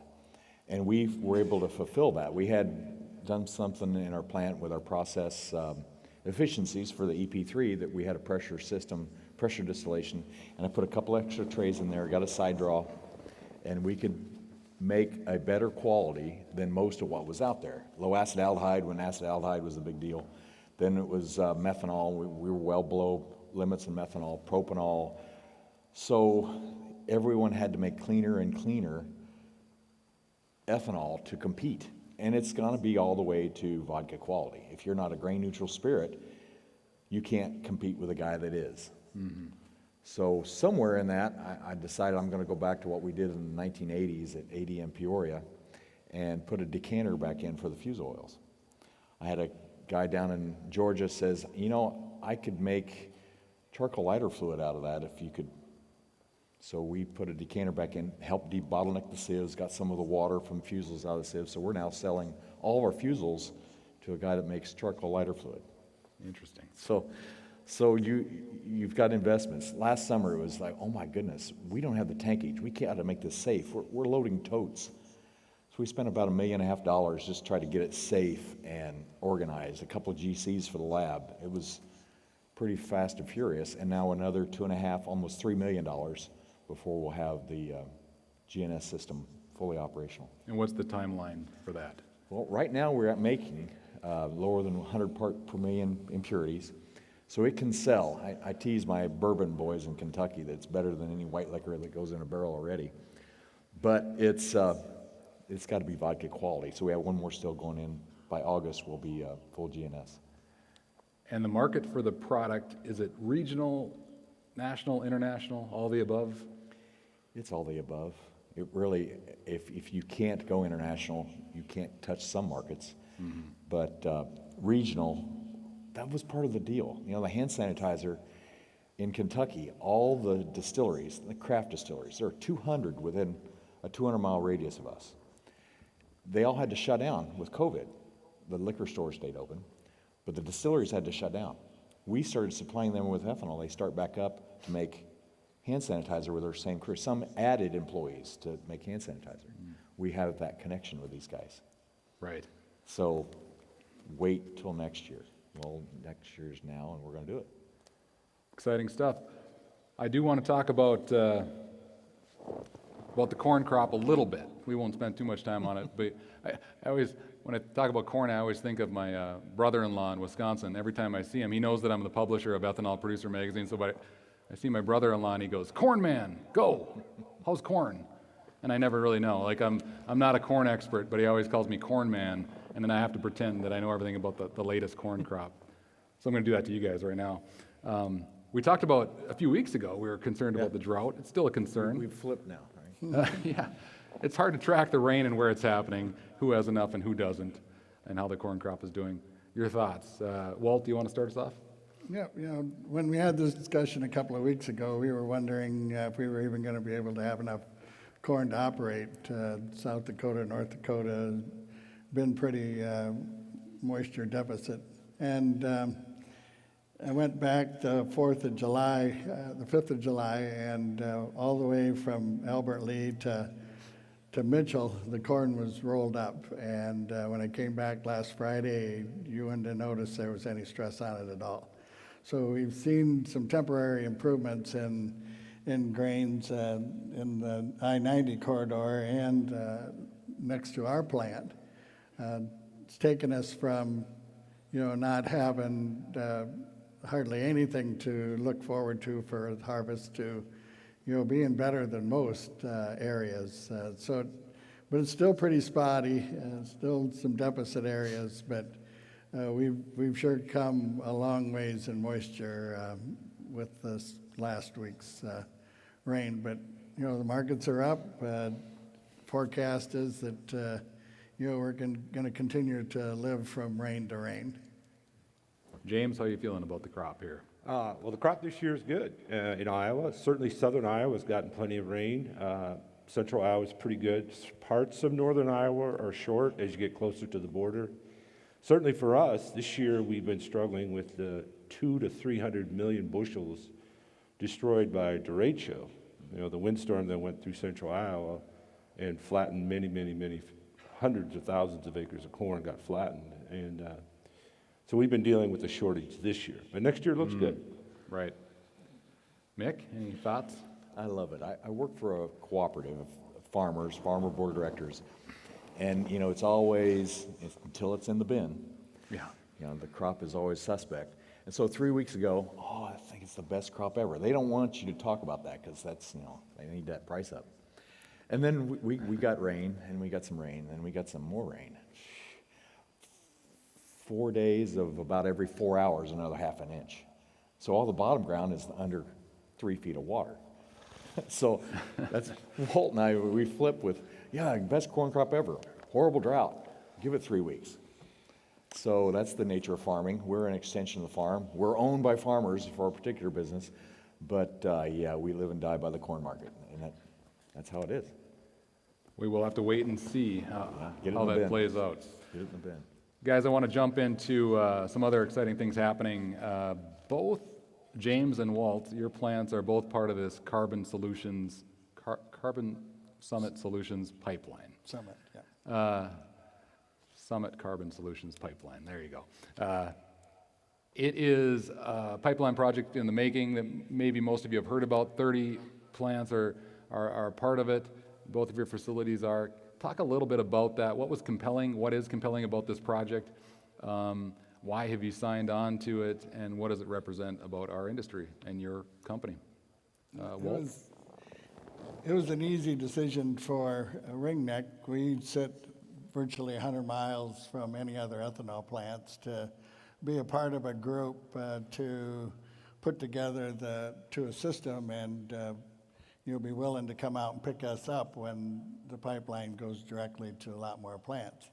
But it definitely helps our industry get where it needs to be to compete with the EVs that are coming. And I just think that it's, in this administration, going to be widely accepted as something that, keeps us at the table with with the rest of the low carbon initiatives. So I'm really excited about it. They signed up 1.5 billion gallon of production. Since then, they've almost doubled that, and they're still looking for more people interested to come on board. They've got excess. They built a pipeline for 4 billion gallon of capacity, and they're up to about 3, is the way I understand. So. But it's going very smooth. They got a terrific team put together, and they're moving forward as fast as they can. They're in their equity raise now, but it's going to be pretty popular for investment bankers. It does depend a little bit on the 45Q credit, whether they can raise that amount. If they can, it's going to move a little bit faster. At the $50 a ton, they're still, the economics still look pretty good for the project. And what I'm hearing is that by sending your CO2 into this pipeline, sequestering it in oil wells in North Dakota, that's the plan, right? Right. Long-term geological storage and oil wells, that your plant's carbon intensity score could be cut in half. Is that what you're hearing? Yes. Maybe more. They think that carbon sequestration could lower your CI score by possibly 30 points. So say we're at 50 now, you could be down to 20. And with any consideration for the tillage practices in the area, I don't see how we don't go down below zero. Right. That's exciting. James? Well, the Summit Carbon Solutions is a very, very unique opportunity. It's hard to explain this, but I'll try and do it in just a minute here. When you look at the opportunity to sequester carbon back into the earth, the ethanol CO2 provides the highest concentration of carbon available. So therefore, it becomes the lowest cost opportunity to sequester the carbon back into the ground. So again, we're part of an industry that's going to lead this. This is the world's largest sequestration project ever proposed, and it's off and running. The capital run is underway. They're expected to be in operation. Just the latest I got is about 3 to 4 years we're going to be in operation. I've heard there are opportunities for producers to invest in the project. Yes. That is the case? That is correct. And we're evaluating that right now. Okay. I think I heard about maybe Glacial Lakes Energy was evaluating a big, very large investment. That was in a story that we recently published. So you guys are looking at it too? Yes. Right on. Well, that's exciting. I'm sure these guys would be able to talk with any of you more about that subject if you'd like to later in the show. I want to talk to you guys just about kind of your long-term vision for your plants. You know, where you see things headed, where you want to be positioned in the next 5 years or so. Mick, you've talked a little bit about that, but where do you see Commonwealth going in the next few years? Well, it's kind of cool. We're not anywhere close to that pipeline, but we are close to bottling, and poultry is actually the #1 commodity in Kentucky, so they package and ship in dry ice. So we have a CO2 plant next door, so they're worried that a lot's going to go offline. Well, that's kind of good for us. You take that offline, we'll make more. In fact, I threw that at our Air Liquide representative, and I said, if we expand, will you guys expand your CO2 plant? Absolutely. We've got a market right nearby. Logistically, we're where the corn's grown in western Kentucky. They actually do grow it right in our neighborhood. But our customers are all nearby. Nashville is 75 miles from our plant. It's a growing metropolitan area. We can supply about 1/3 of that from our plant, 75 miles away. And that's growing. The corn crop's growing. Anybody that's gone to a conference that has anything about bushels per acre, that we've seen that in Kentucky, and it's still going up. We've got the no-till, but they're absolutely a expanding crop need customers. That's us. So we're optimistic. If ethanol's being made, ethanol is being sold, distillers grain, CO2, corn oil, GNS, we're going to be in it. We're very optimistic. For context, Pine Lake and Ringneck are both about 80 million gallon a year plants. We're 50. Mick's plant is 50 million gallons a year. Why hasn't the plant expanded to 80 or 100 million gallons? Has there been a decision made every couple of years not to do that? 2003, Fagan built the first 20 million gallon plant, and my farmers are not too much different than anyone else. Can we do it with somebody else's money? Can we build a plant that's so small that it hurts Fagan to build it? And we did, and I got teased. I'm an ADM guy, so I come there, and so it's a retirement job. It's a toy plant. So we doubled it. We've got 50 million gallon plant now, but it's really about 1/3 of the corn crop. That's what it comes down to. That's what it comes down to. Yeah. Okay. That's what it comes down I wanted to ask. Guys, Walt, how about a few years down the road? Again, Ringneck is a newer plant, but do you see some big things happening there in the next 3-4 like years? I say, we've got the efficiencies we kind of need to be profitable. We chose an 80 million gallon plant because we felt that it matched the size of the corn crop that was in the area, actually allowing for more corn production, bringing more corn production into the area. I've never seen so much corn in our area as what we see this year. So I think what we're doing is working. They say you build it, they'll come, and I think that the corn production is coming. Profitability, with the narrowing of the basis and everything has really helped. So we're in a big cattle feeding area, so we sell a lot of wet feed, and that's working really well. So until they come up with a profitable, or basically are able to turn cellulose into alcohol, I think we're going to be staying pretty steady with what we're doing with our DDG. Definitely trying to maximize corn oil extractions. We're looking at a new technology that ICM just rolled out. I'll learn a little bit more about it here at the conference, to pre-treat corn oil to go into renewable diesel. The renewable diesel plant that is in Dickinson is the closest market for us for biodiesel or for corn oil. So if we can pre-treat those gallons, we think we can have a pretty short payback on that process. So that's something that we look at right now. Just small improvements. I don't foresee any large improvements. It is fascinating what's happening in the renewable diesel space. You know, the biodiesel plants are still operating, but renewable diesel is really taking over. Big oil's coming in. It's not all big oil, but I mean, for the most part, oil companies are coming in and converting their refineries over to produce renewable diesel, and it's, of course, as most of you know, they're utilizing a number of different feedstocks, including distillers corn oil, used cooking oil. We did a big story in Biodiesel Magazine about used cooking oil demand, UCO, they call it, and it's similar dynamics as distillers corn oil. Prices have doubled. James knows all about that, and it's what's driving your initiative there at Pine Lake. Tell us what you see on that front with renewable diesel in particular, and just the demand in general for corn oil. Yeah, so, about 8 months ago when we moved forward with the push to take our oil yield from 1.1 up to the 1.25, we saw corn oil prices moving from 25 cents to 30 cents, and some pretty wise people in the industry were saying, James, that's going to go to 50, and you need to move forward with whatever you can. So here we are at 60, and so it certainly has come forward that the renewable diesel is here to stay, and there's major amounts of capital being invested.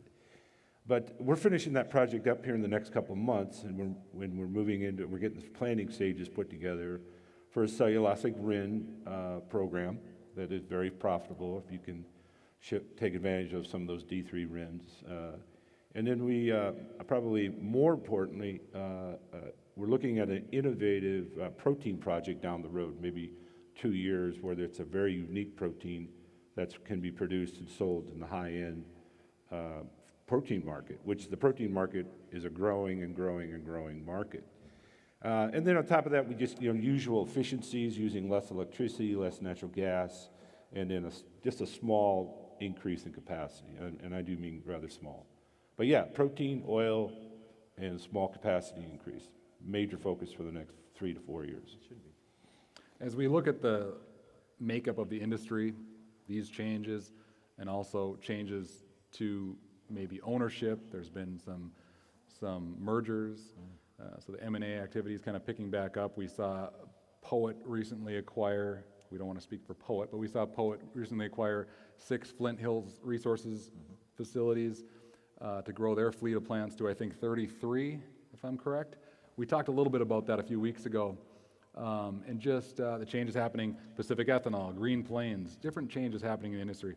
So my question, I guess, is, I don't want you to speak for those companies, but how are these changes maybe affecting your plants, if at all? And does it bode well for you? Does it help you? Does it not matter? What are your views, Mick? Well, it's any industry as it matures. You're going to have those sorts of multi-plant buyouts, bankruptcies for those that are marginal, and that's healthy. Okay, we're not in a vacuum. The rest of the world operates the same way, and our plant in Hopkinsville has a competitive advantage logistically, freight for our markets, our supplies. So we feel comfortable that we can compete with the big boys. Man, I didn't think that when I first went there. But I thought that it would always be these 250 million gallon plants in 4 places around each state.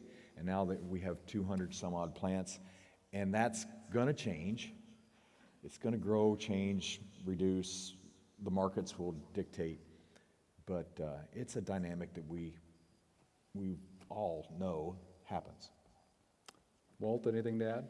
Yeah, definitely, we thought that when the oil companies entered into our industry, that might help support our initiatives. But it seemed like, they used that opportunity to try to, oil influence ethanol decisions in favor of oil, and really kind of use that against us. I'm excited, glad that Poet is taking over for the Flint Hills plants. And I think it's a positive thing, and because Poet is like-minded to the rest of the industry and different from the oil companies. A long time ago, we thought that when we all built these individual plants that there'd be a huge level of consolidation take place in the industry amongst the smaller plants. And it seems like the only consolidations being the bigger plants are getting bigger and eating up some of the middle size. But the farmer plants are smaller plants. They're so efficiently run, low overhead, low admin cost. I mean, they do everything right to survive in this industry. You're kind of against the odds from what people thought when our industry was built. I gotta say that Walt and Mick are both on our editorial advisory board for Ethanol Producer Magazine, and Walt's not a total big oil hater. He did help us vote Valero Renewable Energy in for Workplace of the Year. They're doing such good things in that at their plant in Welcome, Minnesota. So he does support them. James, anything to add there on just kind of the makeup of the industry currently? Yeah, I mean, I definitely look forward to the consolidation in the industry. I think it's a healthy thing. When I was the CEO at Pine Lake and also Homeland, I literally drove past 3 FHR plants when I went from one plant to the next, literally. And so I would see the basis and I would see the bids. And whenever we can get discipline in the industry, it's a positive thing. And so I think that helps. I think it's a discipline, and I think not just on the ethanol side, but the DDG side and the corn side, I think it always helps. So I'm encouraged by it. I'm going to jump to a question about the pandemic. No one really wants to talk about the pandemic right now, but I do need to ask you. We've been through a lot over the past year and a half. Yeah. Mick, I'll start with you. Yeah. What have we learned? What have you learned about your company, about your plant and your people? And if we go through this again, if we have, God forbid, another shutdown and use collapses again, what might you do differently next time, if anything? And what do we know now that would help us get through it even better? It was all about personnel to survive. We were described as an essential company, what they call life-sustaining. We had to send a letter to the governor of Kentucky as a life-sustaining. What the heck is that? That was a feel-good moment, okay? Yeah. And I got more thanks for my job from my employees last year than any time we've been there for 18 years. And that continues, what we're doing today and the type of job we provide for the community. But we're in a manufacturing region, and if you talk about Taco Bell paying $22 an hour, the manufacturing plants just down the road from us, a unionized plant usually have the guys out there, protesting something or other. It was the human resource group from the plant holding signs up, $22 an hour, full benefits. Dang. Competition now for good employees is post-pandemic. Is that where we are now? It is what it always is. It's hard. You've got to raise wages and/or you've got to compete for a good place to work. And I think we have that. We're a good community member, and you got to be that. And I guess in addition to personnel, if the world needs more sanitizer, you're going to be there. You're going to be in a good spot to do it again. We'll be there. Walt? You know, we went through the kind of collapse in 2008, and that, that lasted, that downturn lasted for about 6 months. Never seen anything like the volatility we had. I mean, we virtually fell off a cliff in the middle of March. And it took all year, the rest of the year, to get your feet back underneath you. I mean, that was something that was... At Homeland, right?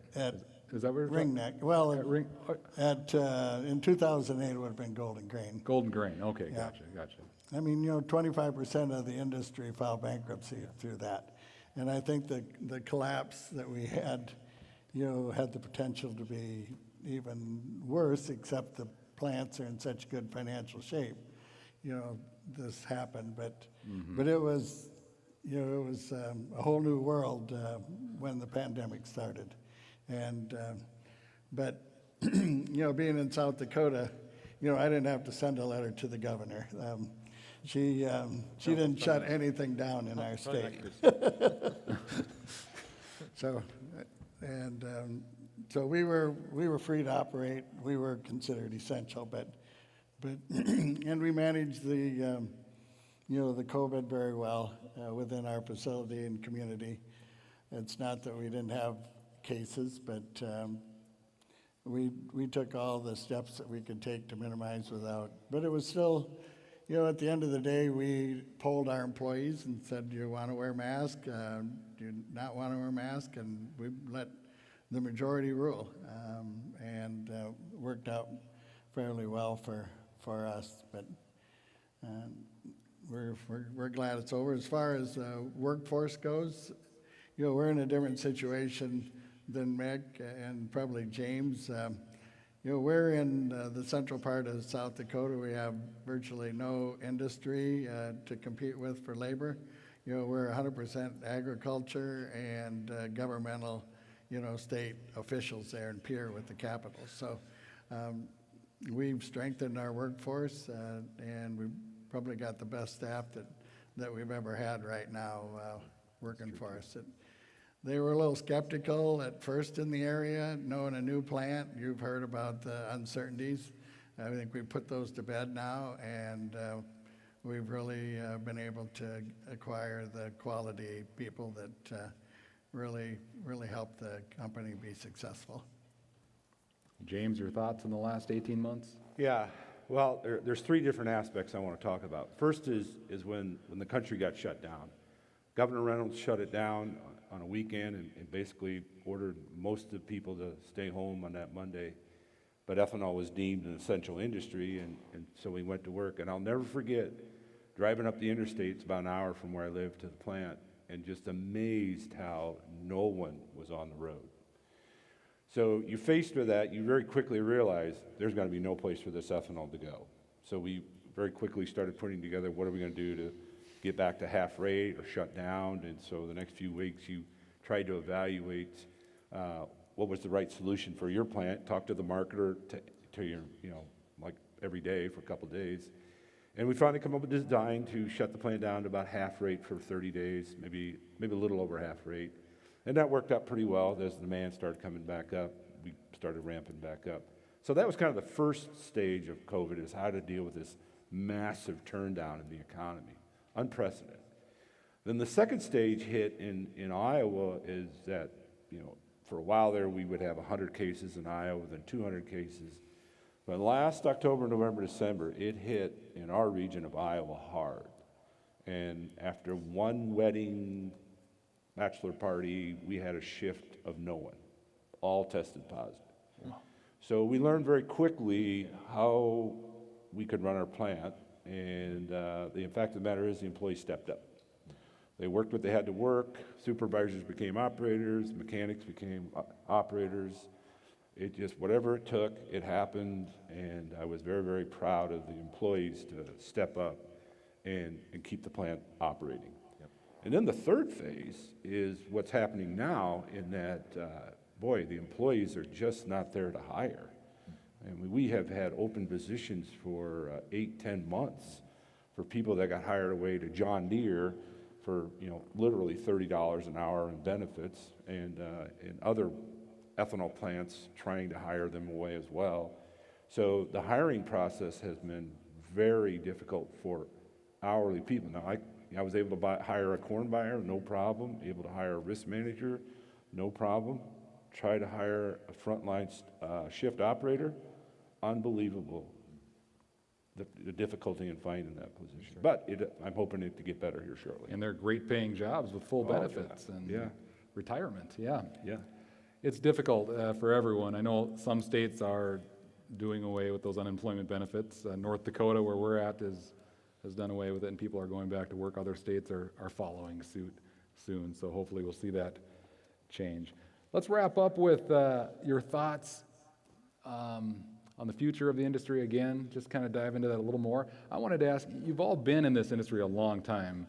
I was talking to Mick just before this, and I had forgotten how long you've been. Feels like yesterday. You've been a part of the industry. And I want to ask you, this is maybe a little bit sentimental, but sentimental, and second part of the question is forward-looking. What do you miss about the way the ethanol industry used to be, and what excites you about what we're becoming? RFA and I both started 40 years ago. Yeah, I've slept a couple of times since then, sometimes at the plant. But the history, the experiences, the people, we've grown up. We've learned our lessons, although I was out a little bit late last night. And it's drink the best. Yeah, that's right. So we've learned, and we learn from each other. This conference, I went to the one in South Bend in 1991, and I learned a lot there. ADM didn't let you go to conferences. I don't know why we did that, but so I had to go and take vacation time to go. But I've not missed this since I came back to the industry 2003. I've not missed this conference because I love trade shows. It's all about the toys. Yeah. But it's the people that know the toys. It's the people that know how to make it work. And we all come together here. We share some things. Some people talk about these confidentiality agreements. We share. Yeah. And we learn from each other. That's a cool thing. And going forward, we're going to keep doing that. There's new blood here that's teaching us what we should have learned 20 years ago.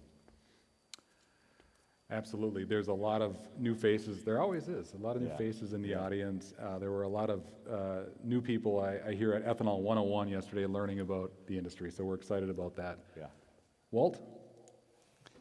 I've always been really strong in agriculture, and I remember that before the ethanol industry started, we were really dependent on exports. About half went to export, half went for feed. And we just slowly watched that export number go down and be replaced by ethanol production. And both of those numbers went down, and now we were at nearly 50% of the corn. So we've really strengthened agriculture in a way that I think that very admirable, and couldn't imagine the way we've grown without ethanol being a big part of it. And I look forward to, a continued improvement in efficiencies and process and production, and I think we're going to survive the carbon reduction age very well. We just need to tell the story and help people to not listen to some industries and look at the truth. Look at the truth. That's right. James will close it out with you. Yeah, so I just thought about my first job out of college, working for ADM in Cedar Rapids. At that time, it was, I think, the second largest ethanol plant in the world. And I think it was about 250,000 gallons a day. So it was good size, but it would be nothing in today's world to speak of. But anyway, it was really exciting back then. It was a growing industry. We shipped to Denver and Phoenix because they had to have it for air quality concerns. And then in the off season of ethanol, we would make fructose for the soda industry. And it was very exciting, a lot of innovation, a lot of capital. Young engineer, they'd throw you into the fire and you learned real fast. And I kind of miss that, but I also enjoy what I do now in directing the direction of a company, and enjoy that a lot. Let's give these guys a round of applause for joining us here. And I noticed about 45 minutes into our conversation that the photos are rotating behind us up here. Oh. That you guys sent me. That's cool, thanks. I didn't realize they were even there, and I looked up. So that's nice that they've been getting those visuals of your plants and technology and people at work. Thank you guys so much for joining us on stage at the 37th Annual FEW. This concludes our general session for today, and the Expo Hall is open. Lunch will be served at about 11:30. Thanks, everyone. Thanks, that was good. Thank you so much.